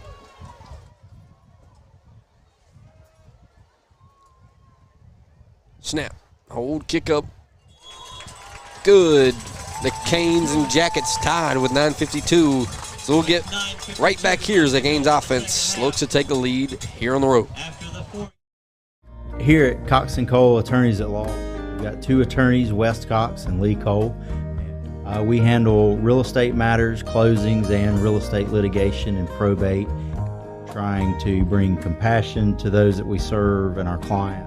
Give us a call anytime. Our number is 864-847-9289. When you're ready to own it, our mortgage experts make it happen. I was done with renting. Founders, they made my first mortgage easy. We needed mortgage experts. And more space. More space? We were there once. I didn't even know what PMI was. We knew. At Founders, they never charge PMI. Never. When it comes to your mortgage, Founders is more equipped than ever, and you'll never see PMI. From first-time buyers to seasoned homeowners, it's nice to work with a lender you can trust. So you can relax. Tyler Morgan and Seth Hickerson out there for the kickoff. You see Logan Dew scanning all the Canes. Carson Bryant. So he's over there in that Teal Hanna end zone, close to it. Walker Broom on the kick. Here with 9:52 to go. Canes offense been a big bright spot tonight. A lot of big time drives. Deep kick, right side. Morgan will catch it in the end zone for a touchback. So that's where the Canes go to work, the 20-yard line. Last time we saw the Canes start with the 20, Parker Bell came up with that 50-yard reception. The Canes were eventually stopped at the 1. See what Chris Padermo went in the halftime and changed up with this offense. Looks like Carson Bryant will come out at receiver with Deuce and Hickerson, the other two receivers. Bagwell and Price in the backfield with Bell on the line. Snap, hand off to Price. Left side out the middle, he's got a hole, trying to beat a man to the 40. He does, looking for a block. He'll get up into jacket territory in a big-time run for 5 to open up the second half. And that's what you needed from 5 to get him going. Get him going, yeah. So, you get 5's motor running, you got 4 already turning for over 100. It's going to be hard to figure out this Canes read option in the backfield. Tony's first down for the Canes. At the 49. CB4 snap, handoff to Price right side. He beats a man to the edge. He's dragged down by his jersey, but he's still going to get up inside the 45-yard line for a gain of, let's say, 5. Gain of 5, it'll be second down and 5. And that's what you like to see if you're watching at home. Get this ground game going. Get Teal Hanna on their heels. Snap for Colton. Right back off to 5, right side. The offensive line's turning and working. He gets right on that first down marker at the 39-yard line. First down, Canes. Another Tony's Pizza and Subs first down for this offense. That's been 3 Reese Price runs so far.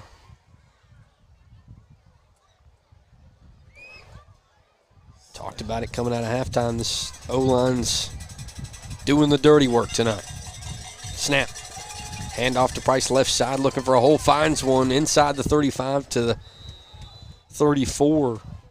It's 5 a pop for number 5 right now. I started to say, if it's working, keep on going. As long as his legs will take him. Second down and 5. They'll check in Grayson Kemp at receiver for the freshman and Carson Bryant. Rotate some legs.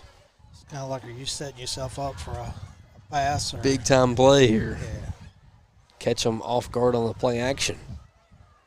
See if the Jackets decide to bring pressure to try to stop Reese Price. Second down and 5. Snap. Fake handoff. Bagwell goes left side, trying to get outside. Can't. He'll be stopped for a gain of 1. Got stood up there.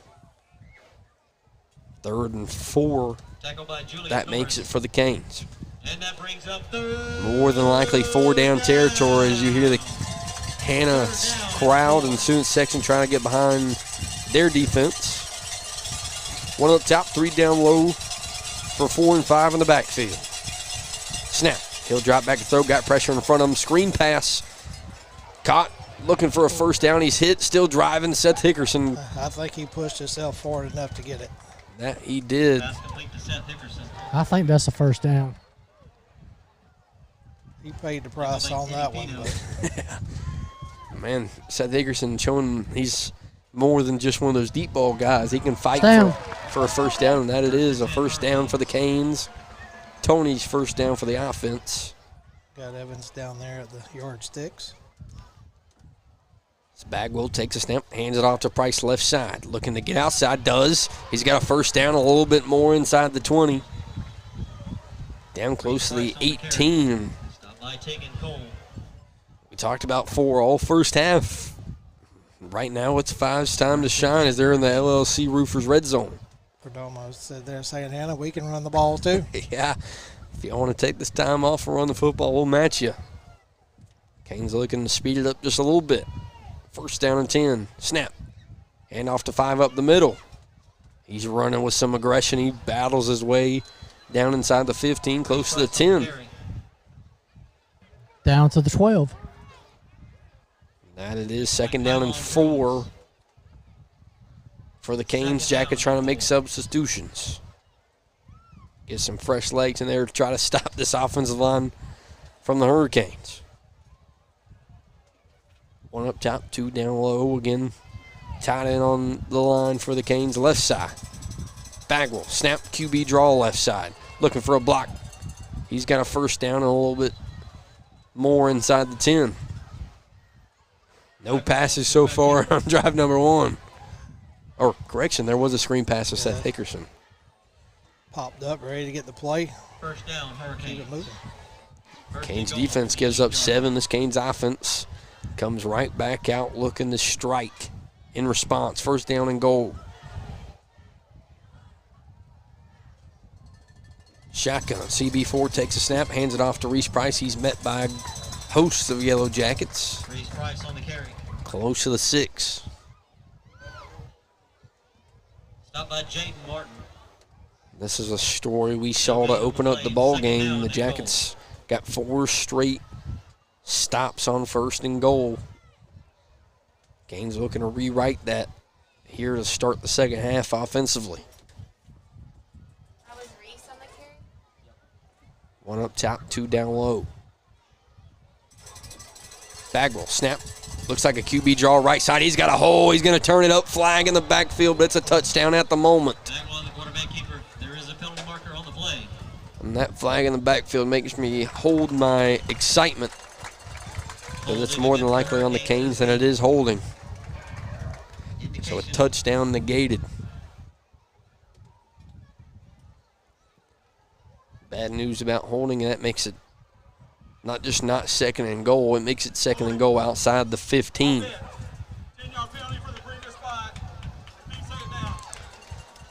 So we talked about only having 1 pass on this drive. More than likely about to see a couple. Oh, yeah. Here on second and goal. A guy we haven't seen a lot of so far this year is number 2. Second and goal from the 16. Snap. Hand off to Price left side, looking for a hold. Doesn't have one. Third down and goal. It's going to be the same exact spot it was on the last play. And now you got to start thinking, probably not going for it on 4th and goal here. Acevedo going to have to more than likely get warmed up, look for 3. No gain on the play. If you don't get it here. Braden Benneker, Parker Bell, and Carson Bryant are the closest ones to you with Hickerson at the top. See if the Canes can convert. Third down and goal from the, let's say, 17. Snap. Bagwell drops back with pressure in front of him. Goes middle of the field. Throw behind him. It's picked. He's still running up past the 20-yard line, and he's finally dragged down. But the Jackets with a big play to keep the Canes off the scoreboard here in the third quarter. Number 11.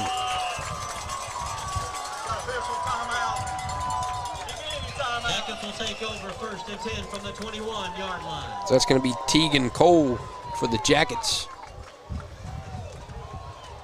Austin Beer slammed him down. 72. So a first down and 10 for Teal Hanna, as there's official timeout With 4:36, we'll be right back here on the Wren Broadcast Network. Thank you to our team physicians and athletic trainers for the excellent sports medicine care they provide to our school and community. St. Francis Sports Medicine and Bon Secours Piedmont Orthopedics. Together, we keep you moving. I would give him 15 out of 10 stars. You'll always be super satisfied with Preferred. These guys rock their jobs and are consummate professionals. On time and friendly. Don't wait. Call Preferred Home Services today to schedule your Precision 21-point HVAC tune-up for just $59. 5 stars, thumbs up. We absolutely recommend Preferred Home Services. Thanks for calling Preferred. How can we make you smile today? Welcome back to Hanna High School. The Jackets have the ball and looking for a lead here in the third quarter after the Canes are stopped on fourth down with a turnover. Handoff, left side. And the Jackets get it up past the 25-yard line as Jalen Bowles gets carry number 1 to make it 2nd down and 3. The three-headed monster of Bowles, Burton, and Patterson have ended up 14 points for the Jackets, and the one that's killed the Canes the most is KD Patterson with up over 130 tonight. Cunningham under center. Puts a man in motion, handoff to Burton up the middle. Beaton and banging his way up past the first down marker. Up to the 33-yard line for a first down. Sean Burton on the carry. And that's another teal Hanna yellow jacket. We're under 4 minutes now at 3:50 and rolling.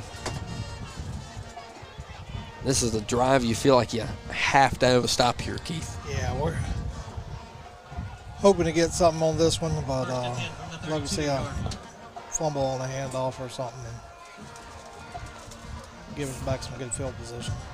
First down and 10. Cunningham goes under center. Snap. He'll keep it, look to throw. He's going deep down the field. Overshoots his man inside the 35-yard line. Noah Ramey in coverage for the Canes. Cunningham's pass intended for Josh Donald. Josh Donald, the intended receiver. Well, that's a good start for this 2nd down and 10 for the Canes defense.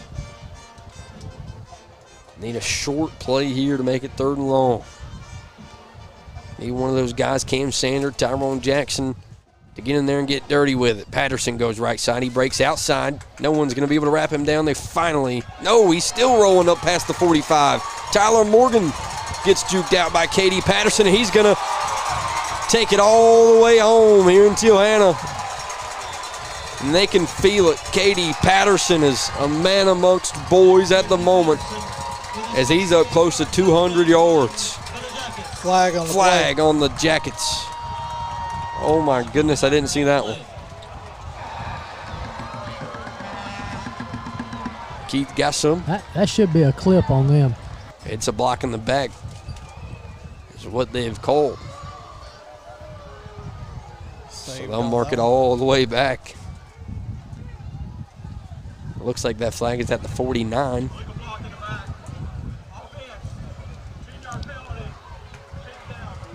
Repeat the down, 10 yards from the spot. So 2nd down and let's say 3, 4. It is 4 for the Jackets. So a big play negated. Everyone at home can take a deep breath. It's still a tight ball game with 3:06 to go. And defense for a wake-up call. He can quickly change his football game. You got to bring him down. Good news also, that means 9 will be off the field here on 2nd and 4. We think Mr. Burton will get the carry. Snap. And that's who it is. Correction, he'll go left side. Still dragging guys up close to the 45-yard line. Late flag. Josh Donald on the carry. Morgan coming up with the ball, but I'm going to say he's down. I don't know what this flag could be.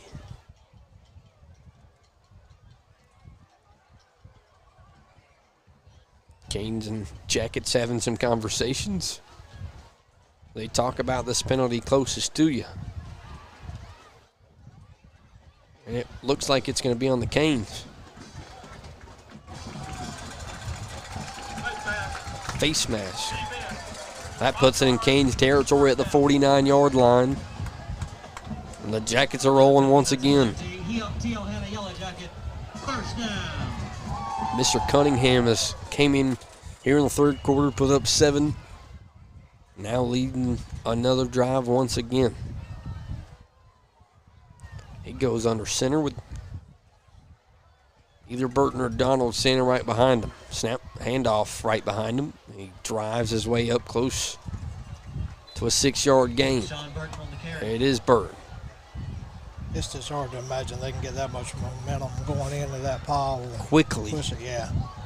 It's not a slow, methodical push. It's a very quickly. He's got 5 and he's looking for 10. As the Jackets are looking to take control of this football game and take the lead after the Canes have made a couple mistakes when they have the football in the red zone. 2nd down and 4. Cunningham puts a man in motion. Snap. Handoff, jet sweep right side. He's got a lot of room in front of him. He's got a first down inside the 30. As Burton gets it down to the 28-yard line. Under 2 minutes to go in the third quarter. Under 2 minutes, looks like a cane went down. On that opposite sideline is going to be a timeout with 1:55. We'll check in on him when we come back. He's up. Keith Evans already says he's up. We'll be right back here with 1:55 to go here in the third.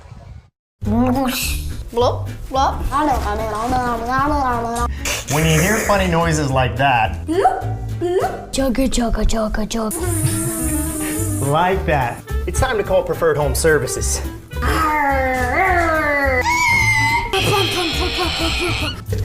We'll fix that too. Contact us today to learn more about how we can help you with your plumbing, heating, and cooling needs. Thanks for calling Preferred. How can we make you smile today?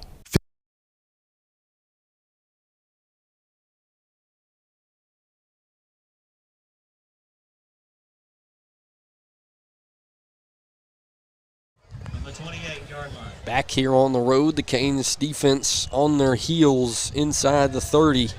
1st down and 10. Mixture between Burton and Patterson have been the blow here in the second half. Cunningham under center. Puts a man in motion. Snap, jet sweep once again, looking to get outside. Has room to run. Gets inside the 15, and he'll be stopped inside the 10 at the 8-yard line for another first down for the Jackets. A touchdown saving tackle from Brandon Kirby. Tackle by Brandon Kirby. And that's another T.O. Hanna Yellow Jacket. First down. Looks like Donald will check out. Burton is in the backfield. It's 1st and goal from the 8-yard line. Also, K.D. Patterson back in the football game, standing right beside number 3, so he'll move down to the line. Cunningham, snap, handoff to Burton up the middle, drives close to the end zone. Stop him right at the goal line. It looks like it will be right there at the 1. Opposite official wanted to put his hands up. It'll be 2nd down and goal to the 1. So Jackets have taken all the time off here in the third quarter. We're under a minute. We know about this Canes offense. It can strike, and it can strike fast in response. Cunningham looking for 6. Snap.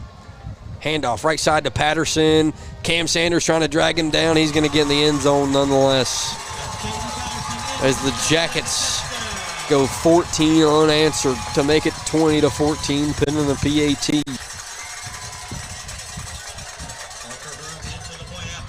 Walker Broom comes on to make it a 7-point lead in favor of the bad guys.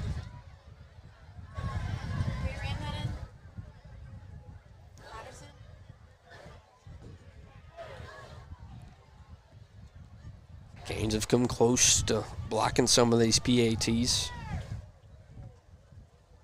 Snap. Kick up. Good. Jackets take a 7-point lead. 41 seconds to go here in the third. Thank you to C&M Garage Door Services for sponsoring the Wren Broadcast Network. Keep your garage door running smoothly. Garage door tune-up, springs, cables, gear kits, safety sensors, noisy rollers, and new installs. Quality work at a reasonable price. Contact C&M at 864-325-1517. That's 864-325-1517.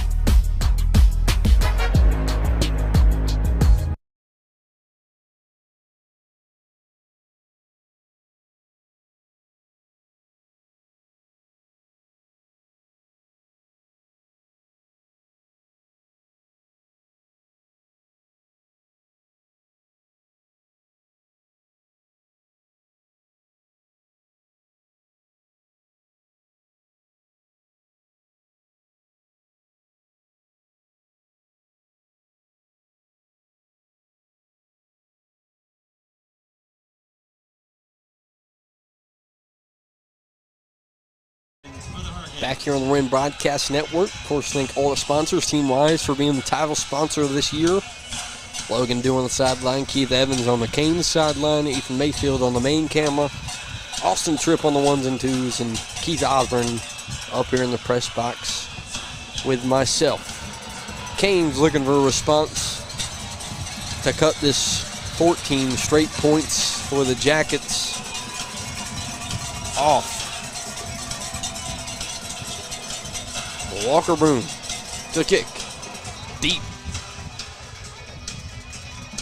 Hickerson hits in his hands. It's going to have to be picked up. He's going to have to get out quickly. He's not going to be able to get away from the Jackets, so the Canes offense will have a long ways to go to get 7 inside the 10. That's kind of opposite of what I was thinking. I was loving for Morgan to try to grab the ball and take it all the way down. I really thought he was going to let it just bounce through the end zone. Ends up keeping it inbounds, so small mistake. Those small mistakes tonight have hurt the Canes in more ways than one. They come out one up top, 3 down low, including Parker Bell in the slot with Price to Golden's right. Snap, hand off to Price left side. Jackets are there for a short gain of 1. And someone's down in the backfield with a cramp.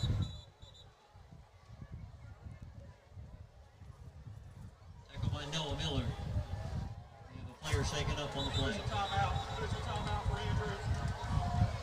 I want to say that was a O-lineman, but I'm not really sure.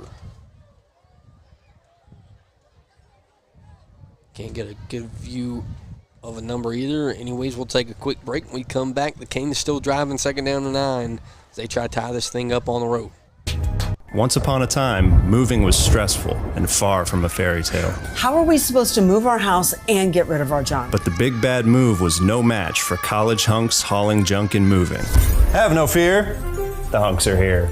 College hunks did all the packing, moving, and unpacking for the family. They also hauled away the unwanted clutter to be properly donated and recycled.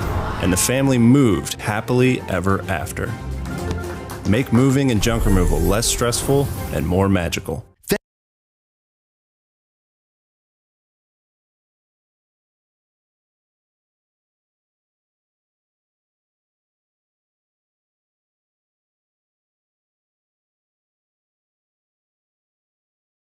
So back here, a bigger injury than you would think as Andrew Smoke, the young center, goes down with a cramp.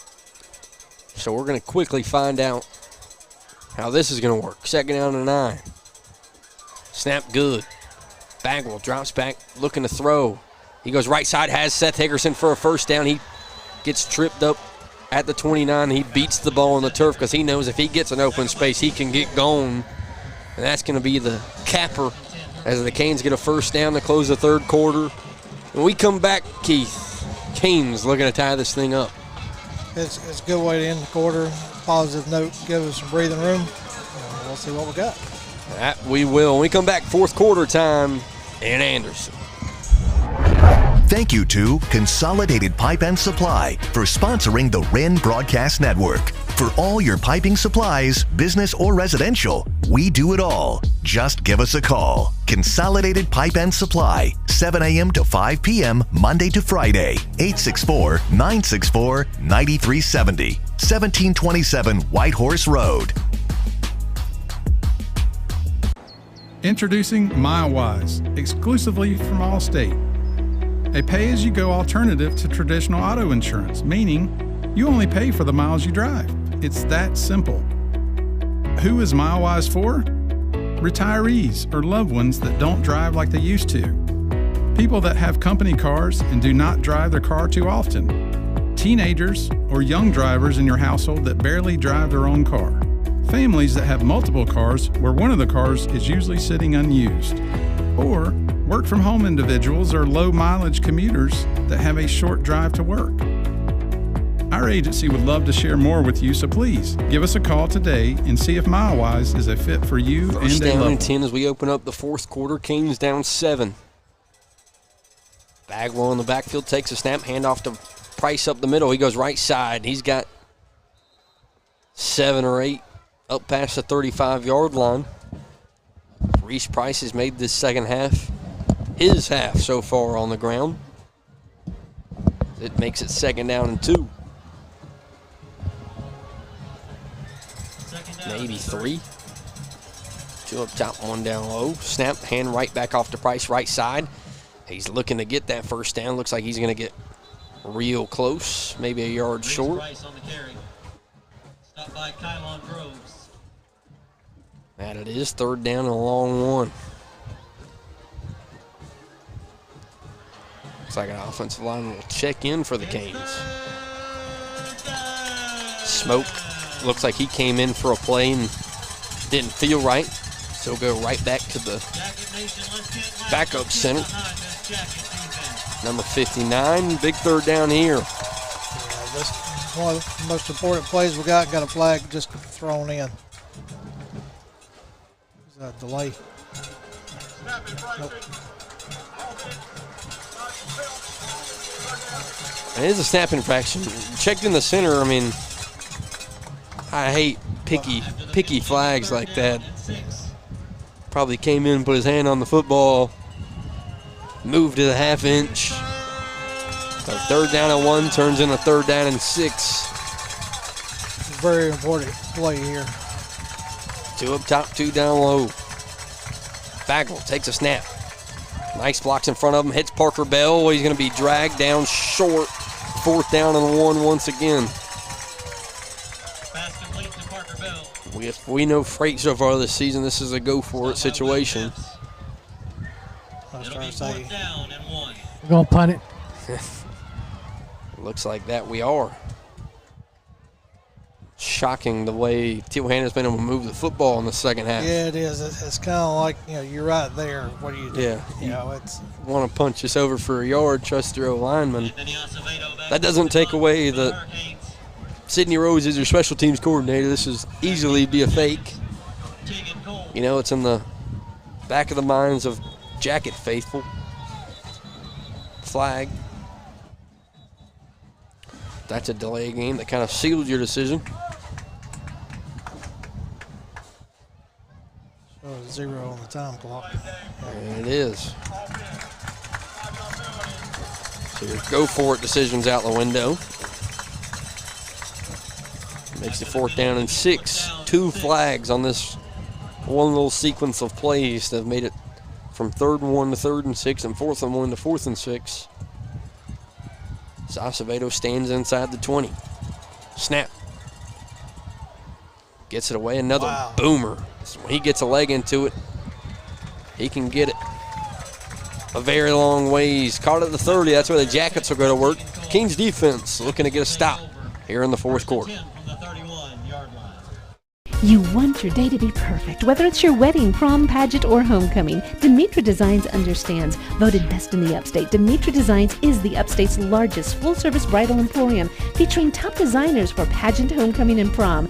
Offering the selection of a major city retailer, from hair to makeup to photos, Demetra is committed to making all eyes turn when you enter the room. Visit our website right now. Print your instant Demetra formal wear savings coupon. Demetra Designs Bridal Emporium, Pleasantburg Drive, Greenville. Back to work. Defense looking to be big here. First down and 10 for the Jackets. Fumble. Can the Canes get on it? Ethan Moody looks like he got on it. I believe we got the football. Canes do have the football. The senior linebacker, Ethan Moody, makes a big-time play, and the Canes have it in Jacket territory, looking to go tie it. Man, you just don't know how important that is. You know, Hanna's offense, they take a lot of time off the clock. On 14 unanswered right now. Yeah. They've been driving. We needed something to turn our way on that. Now let's see if we can capitalize. Let's go. First down and 10. Colton Bagwell's running on the field. Looks like the refs have stopped the Canes offense. First and 10 Hurricanes from the 20. Injury timeout, maybe? Official timeout for injury. Official timeout. It is someone on the opposite sideline with the. That is Ethan Moody. Looks like another cramp. And that it is Johnny, and you see Keith Evans right in front of it. You sure are a pretty thing. Keith thought about talking to us. He's like, I know I'm on camera right now. 9:41 to go. Ethan Moody gets stretched out with an injury timeout. And Keith, we've seen Reese Price been able to take over in the second half. Colton Bagwell's been good with his arm. What do you got to do to punch this thing in? You know, we're giving quarterback enough time, it seems. A couple of mistakes we've had just kept us from getting in. So this time, let's try no mistakes, keep our hands on the ball, and just drive. Smart football usually ends up in winning football. Need it here. First down and 10 at the 28-yard line of the Jackets. So I said all that, and you just was able to sum it up with one word, smart. Yeah, smart. Play smart, play physical. It's going to be a very hard test to score in this Jacket defense. It's been hard tonight. Snap. Handoff to Price left side. Gets in a small gap, hits the 25, and gets tripped up at the 23-yard line. So second down and, let's say, 4. Stop by Teagan Cole. This all first half, it was 4, a little more 4. Just seems weird to have a running offense, Yeah. as much as we're running, Especially after the Jeff Tate era of spread it out. Get a quarterback back there that's going to college and I'm slinging around. We're seeing the best of both worlds with this offense. Snap. Looks like a false start opposite side, and that's going to be the freshman Carson Bryant. And more of kick yourself while you're down flags here in the fourth quarter. That's going to take it all the way back to 2nd and 9 after the big 6-yard run from Reese Price. Costly mistakes. And back-to-back drives. Especially ones that aren't even on your offensive lineman. So what the Canes turn to on 2nd and 9. Parker Bell looks like he's going to be on the line. 2 up top, 1 down low. Price to Bagwell's left. Big drive here to tie it. Snap. Another one on the Canes, more than likely.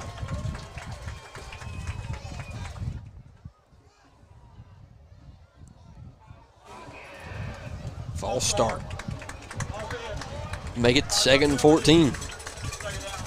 Seth Hickerson trying to tell the O-line, let's go, guys. This is the one drive we need you. Back-to-back mental errors. How do you turn to Colton Bagwell's arm? They bring back in the freshman receiver and Carson Bryant at the top of your screen. Empty set. That's more than likely what they'll turn to. Snap. He'll drop back, roll to the top of the screen, looking in the slot, finds his man, Carson Bryant, works the middle of the field and gets leveled. And a late flag, and that's probably going to be 15 more for the Canes. I don't know if it's the right call, but you'll take it. It was a very hard collision. Any positive yards would be great. Any flag on the Jackets would be great. Especially here. That's a big one. Splits in half. You probably get inside the 20. It's going to be face mask. And it is a first down for the Canes, so back-to-back mental errors, and the Canes make up for it after a Teal Hanna mental error. So first down and 10 in the LLC Roofers red zone. I'll say the 17-yard line. Price to 4's right. Snap, handoff to 5 up the middle. Not going anywhere on that one. Stop for a short gain, maybe one. They're going to mark him at the 16. So we got a Hanna player down. That it is, right on the line of scrimmage. It looks like he may take a moment to get up, so we have an injury timeout. The Canes are driving. Second down, 21-14. The Jackets lead here on the road in the fourth quarter. I would give him 15 out of 10 stars. You'll always be super satisfied with Preferred. On time and friendly. Very pleased with Preferred. Would highly recommend prompt service, technician was skilled, polite, and efficient with our plumbing issues. 5 stars, thumbs up. We absolutely recommend Preferred Home Services. These guys rock their jobs and are consummate professionals. Thanks for calling Preferred. How can we make you smile today?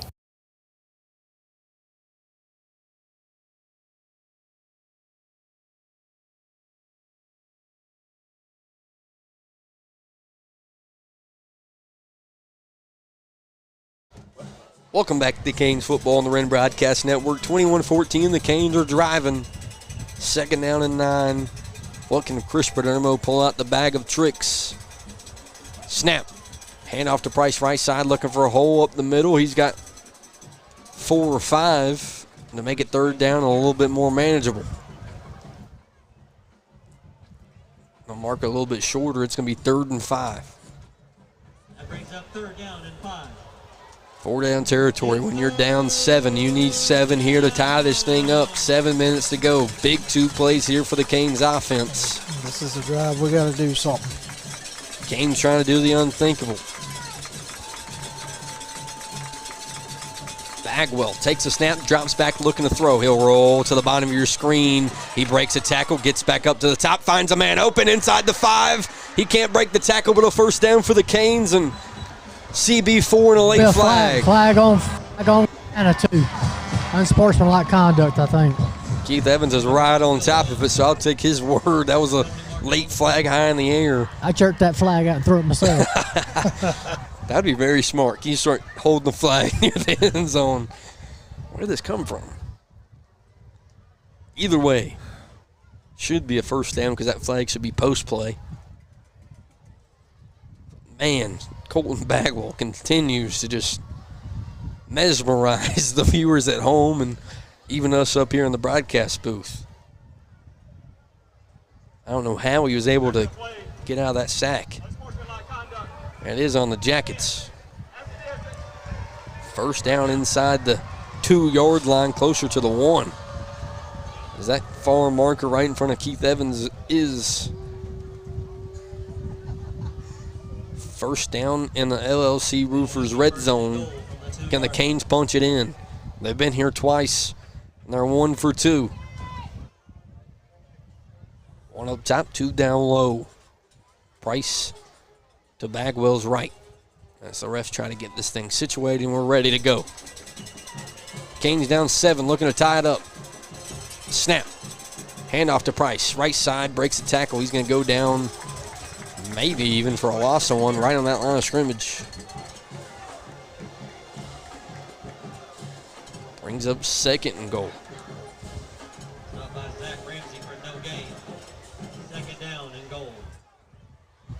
Canes aren't going to switch it up. 1 up top, 2 down low. Rice to Bagwell's left. Snap. QB draw left side. Looking to get outside, and he can. He's going to be marked outside the 5 at the 6-yard line, as they're going to lose a couple.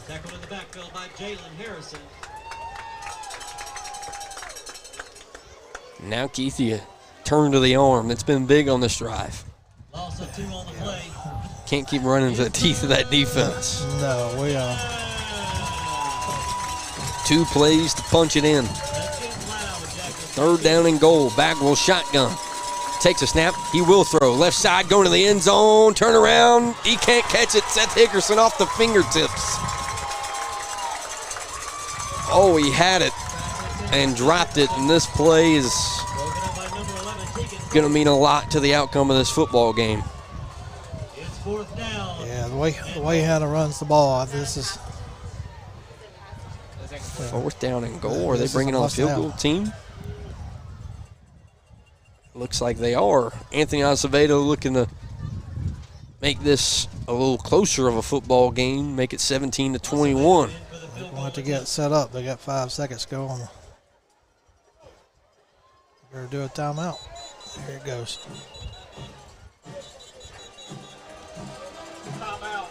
And that hurts because that's a timeout you won't get to use on defense. So 1 away when we come back. The Canes trying to make it 21-17 here on the road with 5 minutes to go. Founders is committed to community involvement within our schools and student athletic programs. And it's a commitment we continue to establish, embody, and embrace for the long haul.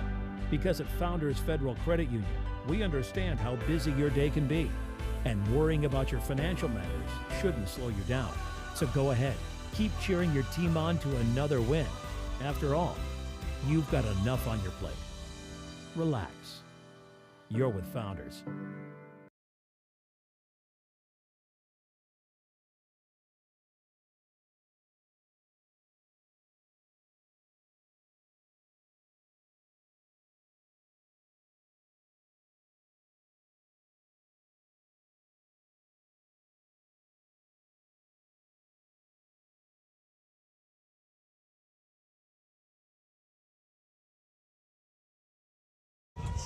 Looks like the decision does not waver as Anthony Acevedo trots out to attempt a field goal to make this a 4-point ball game.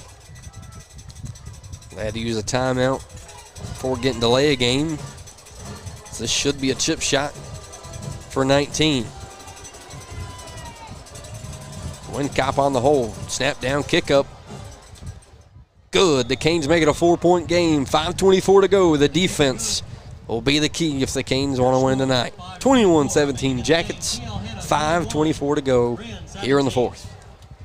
I'm your overly competitive brother. Check. Psych. And I'm about to steal this game from you, just like I stole Kelly Carter in high school, huh? You got no game. Dude, that's a foul. And now you're ready to settle a score. Game over. And if you don't have the right home insurance coverage, well, you can end up paying for all this yourself. So get Allstate and be better protected from mayhem. Yeah, like me. Thanks, bro. Take a lap, rookie. Real mature. Congratulations.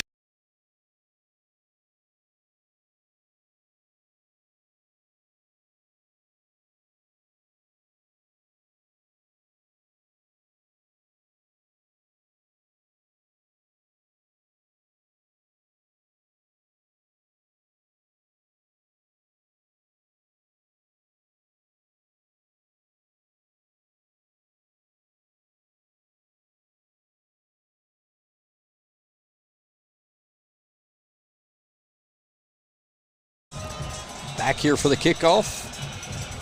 You see Logan Dew's beautiful view from that sideline. A pooch. Can the Canes get to it? No, it's going to be caught at the 44-yard line. That's where the Jackets will try to run this clock out. The Canes defense does have 2 timeouts. And clock is, Keith Ausburn mentioned, 5:21 is nothing for the Jackets, but in football terms, it's a long time. You got time to make, if you do make 1 or 2 mistakes, it's okay. I feel that Coach Freight's putting this game right here in the defensive players' hands. Confidence that they're going to stop it and get the ball back. I think that's good for the guys that are taking the field right now. They know it's in their hands. They know their coach trusts them. They got a turnover on the last drive off the fumble. That would be so big right here. 1st down and 10, Cunningham under center. Snap, jet sweep. Can the Canes get outside? They do. A gain of maybe 1. I want to say Katie Patterson was the man on the carry, and it was. It's going to be right on that line of scrimmage. 2nd down and 10 once again. Looks like no gain on the play. It is. Tyrone Jackson on the tackle. Said he's got to be big here. First play he is. Jacoby Duke's also out there on that defensive line. Cam Sanders. Ethan Moody's close on the ball, and Champ Reeves at the top of that D-line. It's got to be big here. Cunningham, 2nd down and 10. Under 5 seconds on the play clock. Snap, handoff right side. He's got a hole. He's going to be stopped at the 49-yard line. That's K.D. Patterson once again. A big 3rd down with 4:31 to go.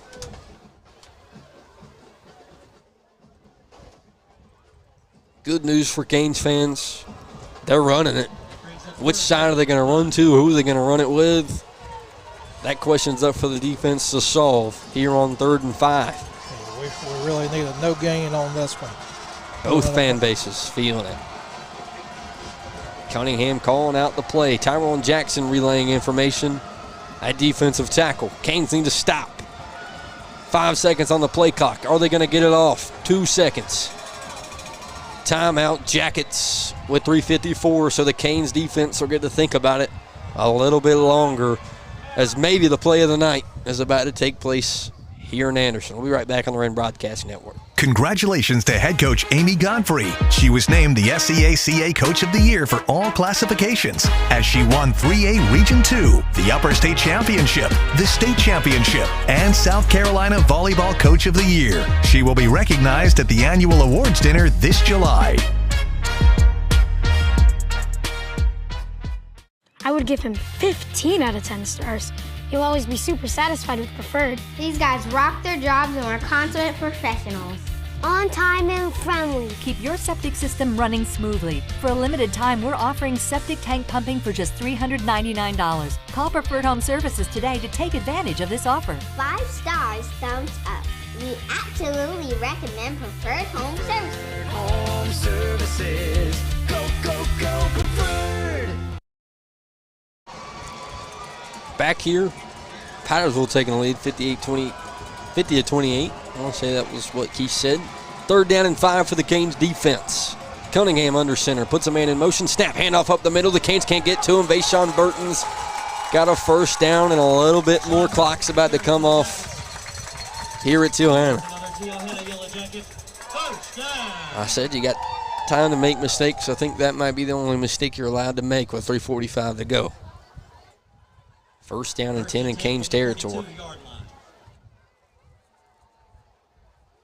Now you got to buck up, use the timeouts, and get a stop.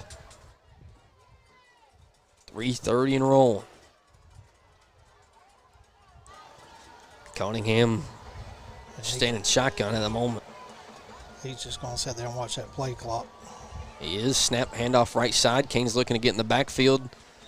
Finally taken down inside the 40 at the 37. We're getting ready to call a timeout.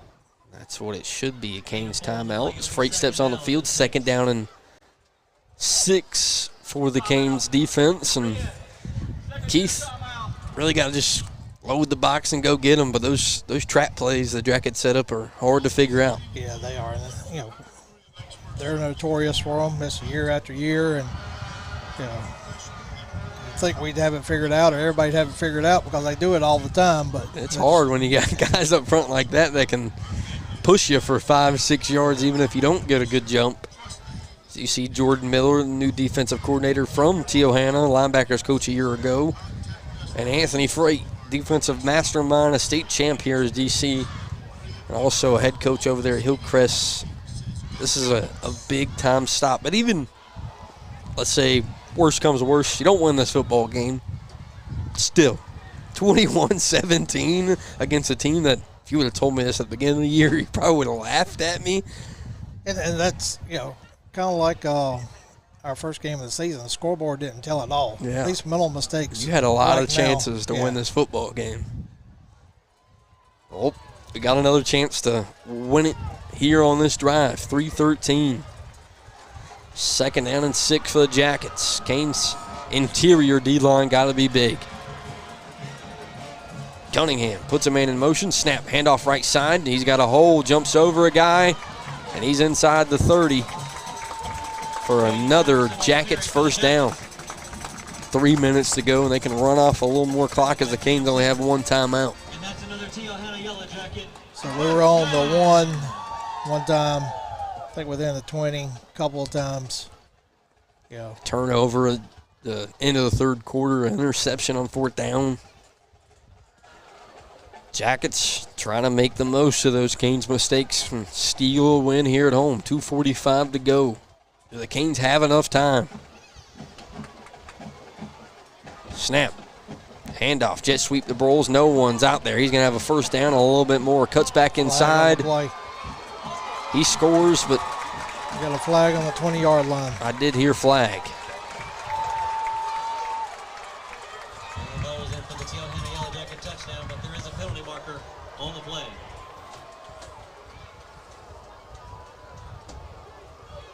It looks like it will be on the Jackets, which is good news. Also should stop the clock.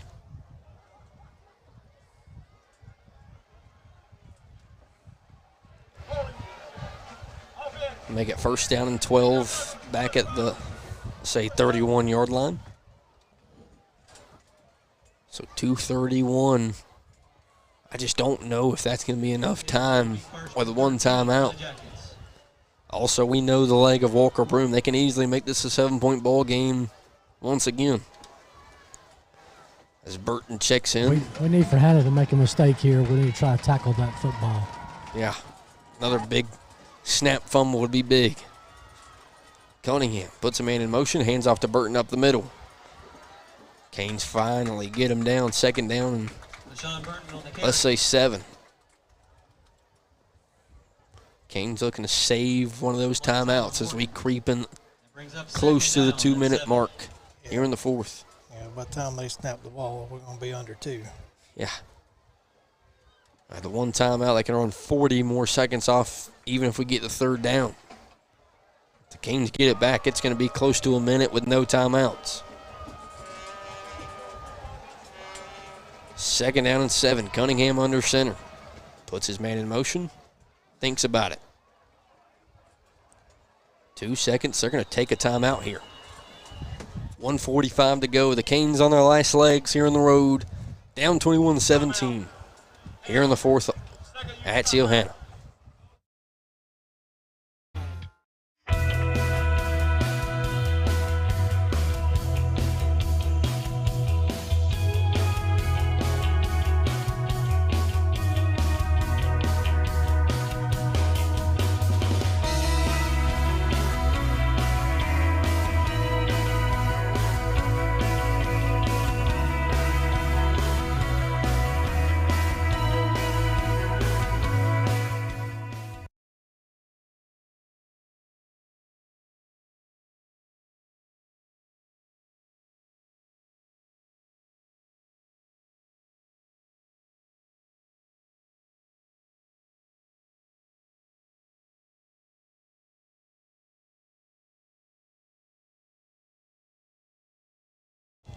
Welcome back on the Wren Broadcast Network.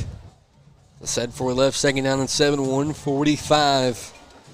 Canes have one timeout in their pocket to stop this clock. The Jackets need one first down to seal it. Snap, false start. And that's big for the Canes, as they'll make it 2nd down and 12.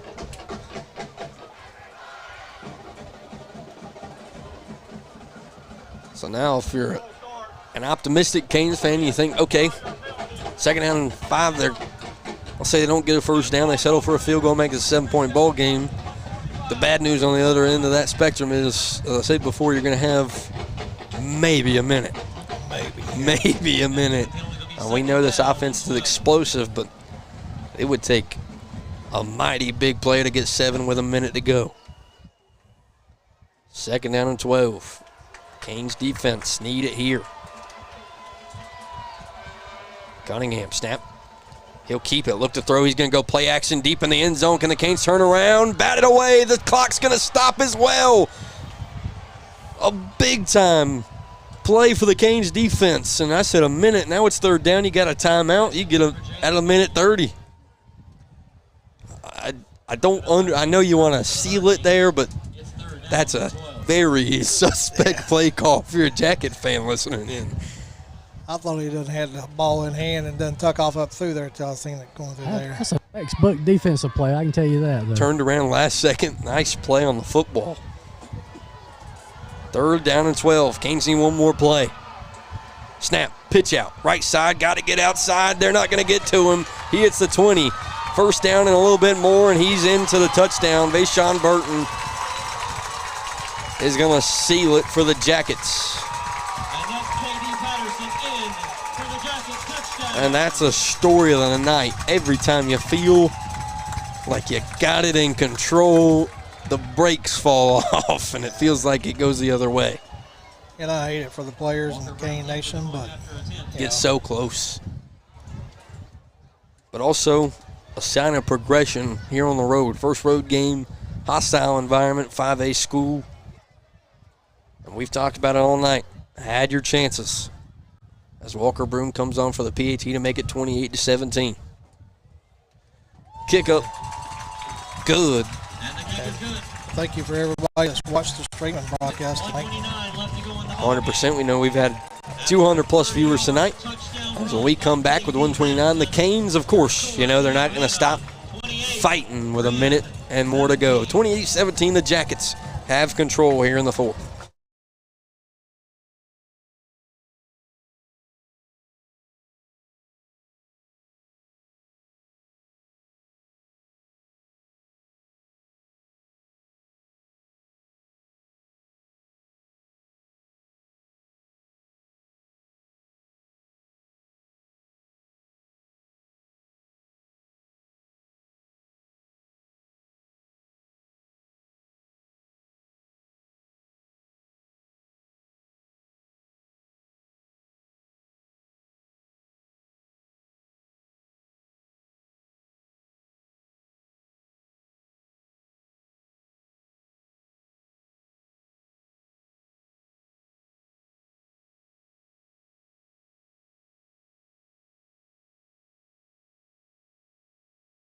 Back here for the kickoff, Tyler Morgan, Seth Hickerson. If you want a chance, a kick return will be big and go for the onside kick. 22-1 can do it. But tonight, Colton Bagwell's been big, 14 for 17, 152. Of course, that pick earlier in the ballgame, he's also got 11 rushes for 116. But Reese Price, 26 rushes for 117, lead the mark on the ground. Deep kick, right side. Morgan will get a chance to return it at the 1. He's going to go left side, doesn't have a lot of blocks. Breaks a tackle, and he'll be up past the 20 at the 21. Tyler Morgan on the return. As the Canes offense looking for a quick 1 or 2 play touchdown to give them a chance at an onside kick. We've seen a couple big plays tonight, Keith. The Parker Bell big-time catch. Colton Bagwell 70-plus yard run. It can happen. And even if you didn't get that, it'd be a good way to end on a positive note. Want to see a couple big plays here if you're a Cane fan tuning in late. 2 up top, 2 down low, no one in the backfield. Well, the CB4's had himself a night. Snap, he'll look to throw. He'll go left side, quick pass. And Deuce gets a catch here in the 4th quarter. Goes out of bounds to stop the clock. This is kind of what you was talking about earlier in the game. These little short passes, out of bounds, stop the clock. 2nd down and 6. Helps against the defense that wants to bring pressure and stop the run. Not saying they have stopped the run tonight. 2 Canes rushers over 100 yards. Snap, look to throw once again. He'll go left side, go outside once again. Braden Benneker back-to-back catches. He'll get out of bounds once again up past the 40. And the Canes are quickly close to midfield with 1:11 to go. Pass complete to Braden Benneker. What we know about an Anthony Freight team is they're not going to quit. They're going to go until that clock says 0. So anything is possible with 4 in the backfield. Empty set, 2 up top, 2 down low for 4. He'll take the snap, roll up top, go outside once again, has his man Carson Bryant get out of bounds. He does. First down and 10. A Tony's 1st and 10 for the Canes in Jacket territory. We've seen a lot of good drives so far. This one looking the best, in my opinion. That's fair to say. I know the Jackets are kind of playing off, kind of giving some cushion, but some nice throws from 4 nonetheless. So they'll go 4 closest to you. 3 in a pod set for the Canes. Snap. Colton feels the pressure, rolls to the Bonnier screens, getting tracked, has to just throw it up, and it's going to be picked. He was looking for Braden Binnicker, and that looks like it's going to the house. 20, 15, 10, touchdown for the Jackets, and a capper for Teal Hanna, as this score is not going to tell the story tonight. With 49 seconds to go, the Jackets lead 34-17. Just trying to make a play on that one. To begin with, I thought he was going to try to throw it out of bounds. About to say, I know everyone at home, your first stunt, throw it out of bounds. He's looking for 2. That's his number 1 guy to go to. Trying to give Braden a chance to go get it. A little underthrown. The Jackets get 7 off of it. Walker Broom comes on for the PAT once again to make this a 2-touchdown affair. 3-score affair. Snap. Kick up from Broom. Good. The Jackets have it in the hold with 50 seconds to go in the 4th. We'll be right back. And, of course, stay here for a post-game show on the Wren Broadcast Network.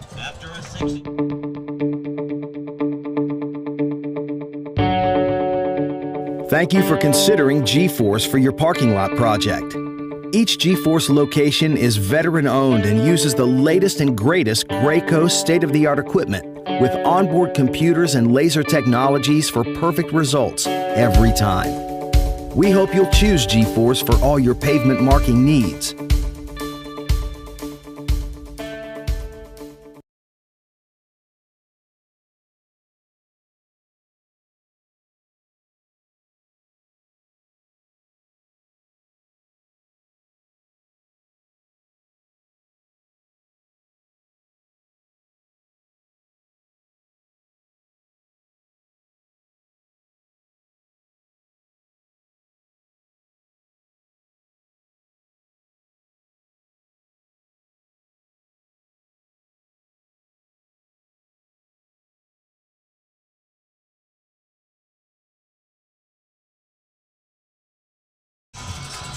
Back here on the road all night tonight. The Canes have had their shots and opportunities, and here late in the 4th, the Jackets have turned some mistakes into points and taken control. Kickoff for Broom. Deep right side. Tyler Morgan's not going to get a chance. He turns around late, thinking it may bounce back in. With 48 seconds, let's see if the Canes look to throw it. Of course, the Jackets, 5A football team with a bright future. They're going to have to go through a lot of hard tests after that loss to West Side. This is a nice response against a hot Canes team from 3A. And of course, the Canes will not be done facing the 5A foes as they'll take the trip to Burns next week. Spartanburg County, flag on the play, too many players on defense. And that it will be. Of course, we know what Burns is. They're a top 10 5A school in the state. They've really been on their A game this year. Can't think of the rest of the schedule after we go to Burns. I know Hillcrest Fountain Inn from the guy on the 1s and 2s. So after Hillcrest, you'll start your region. That's when it starts counting. Bagwell drops back, looking to throw. Goes right side on the comeback route, caught and out of bounds. Looks like Grayson Kemp on the catch. His first catch tonight. Hurricane first down. Tony's first down 10 for the Canes as we hit 43 seconds. Nothing but time to roll for the Canes offense. 2 up top, 2 down low. Bagwell checks the play. Takes a snap. Go deep right side once again. Flag. That flag is thrown into the Canes bench. I believe that one's going to be on defense as well. Yeah. Pass intended for Ethan Harkness. There's a penalty marker on the play. See the call. And it will be on the Jackets. So you see a Jacket on the opposite sideline trying to argue his case. He will quickly be checked out.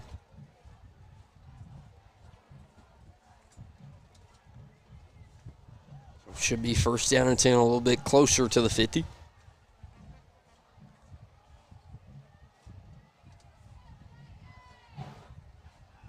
We finally get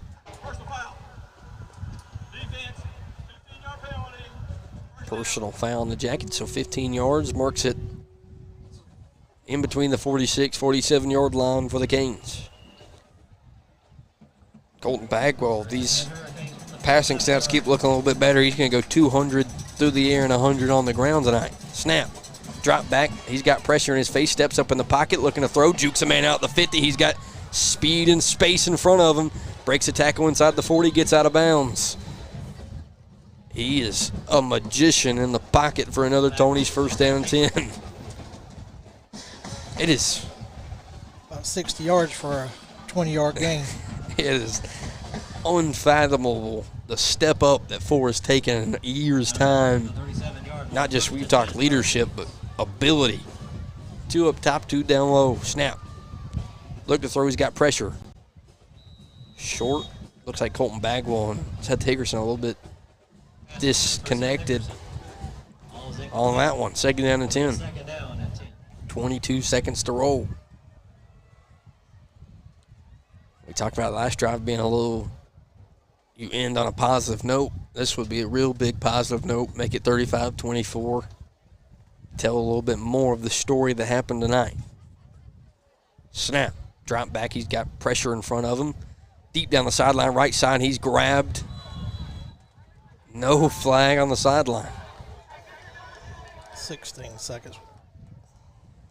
Carson Bryant was... That should have been a flag. Yeah. Carson Bryant was begging for one. He was getting grabbed all the way down the sideline. Third down and 10. Third down for the Canes offense. As Keith just said, 16 seconds to go. 2 down low, 2 up top. Price in the backfield again. Snap. Good blocking from the line, and that one's going to hurt. So the clock's going to keep running with 10 seconds to go. Flag on the play. And a flag will stop that clock from rolling. Personal foul. They just T-bone them down. Keith Evans got a perfect view of that call. He lets you know the story behind it. Should be a first down for the Canes with 8 seconds to go. And that it will be inside the 20-yard line. 17. Same formation, 2 up top, 2 down low, 8 seconds. The clock should start on the snap. First and 10 Hurricanes from the 17-yard line. Bagwell takes a snap, drops back, looking to throw. Going right side and dropped by Ethan Harkness inside the 2 with 3 seconds to go. So final play of the ball game for the Canes if they want points. Wills Epps defending for the Jackets.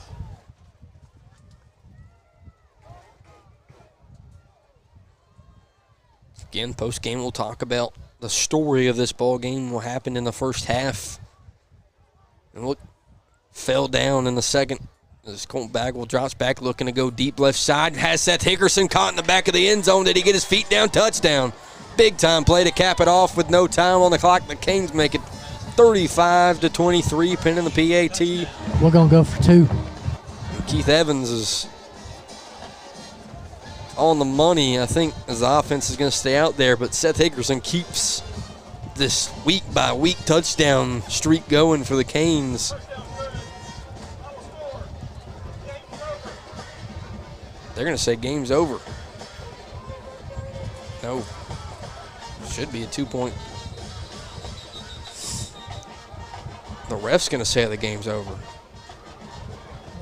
Chris Padermo's on the opposite sideline with his hands up. Nonetheless, the Canes strike at the very end, 35-23.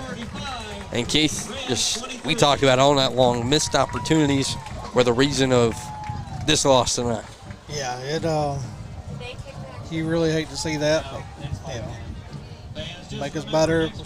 Seeing a running game, everything really came together other than a few Millen mistakes. Yep, we'll talk about some stats during the postgame show, but the Canes fall tonight on the road 35-23 here at Hanna. We'll be back just in a moment with Blake Miller, Austin Tripp, Ethan Mayfield on the postgame show here at Hanna.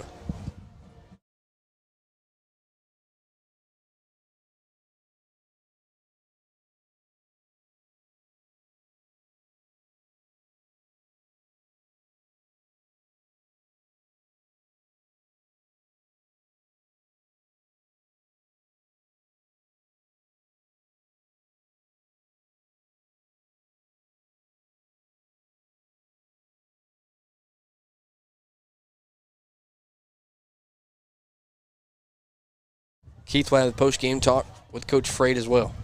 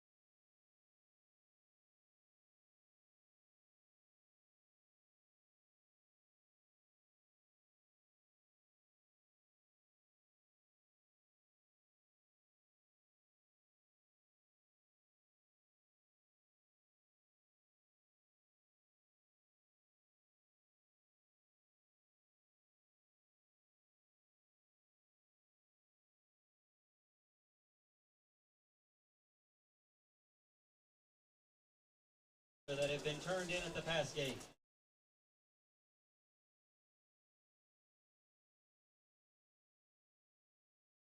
Next week.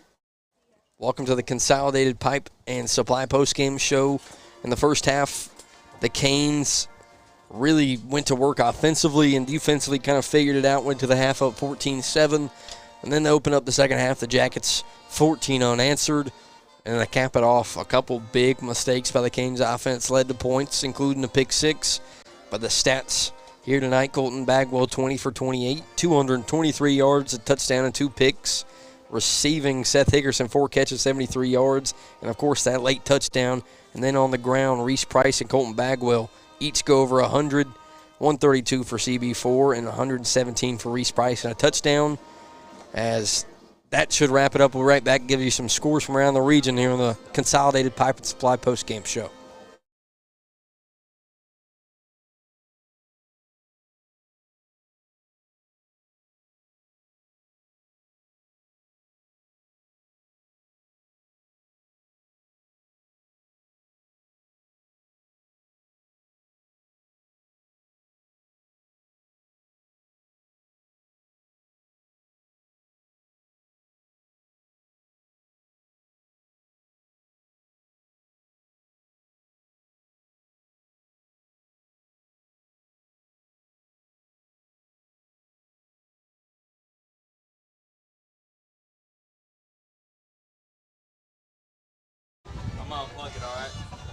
One final note here on the Consolidated Pipe and Supply post-game show. Some scores from around the region. Of course, tonight, Canes fall 35-24.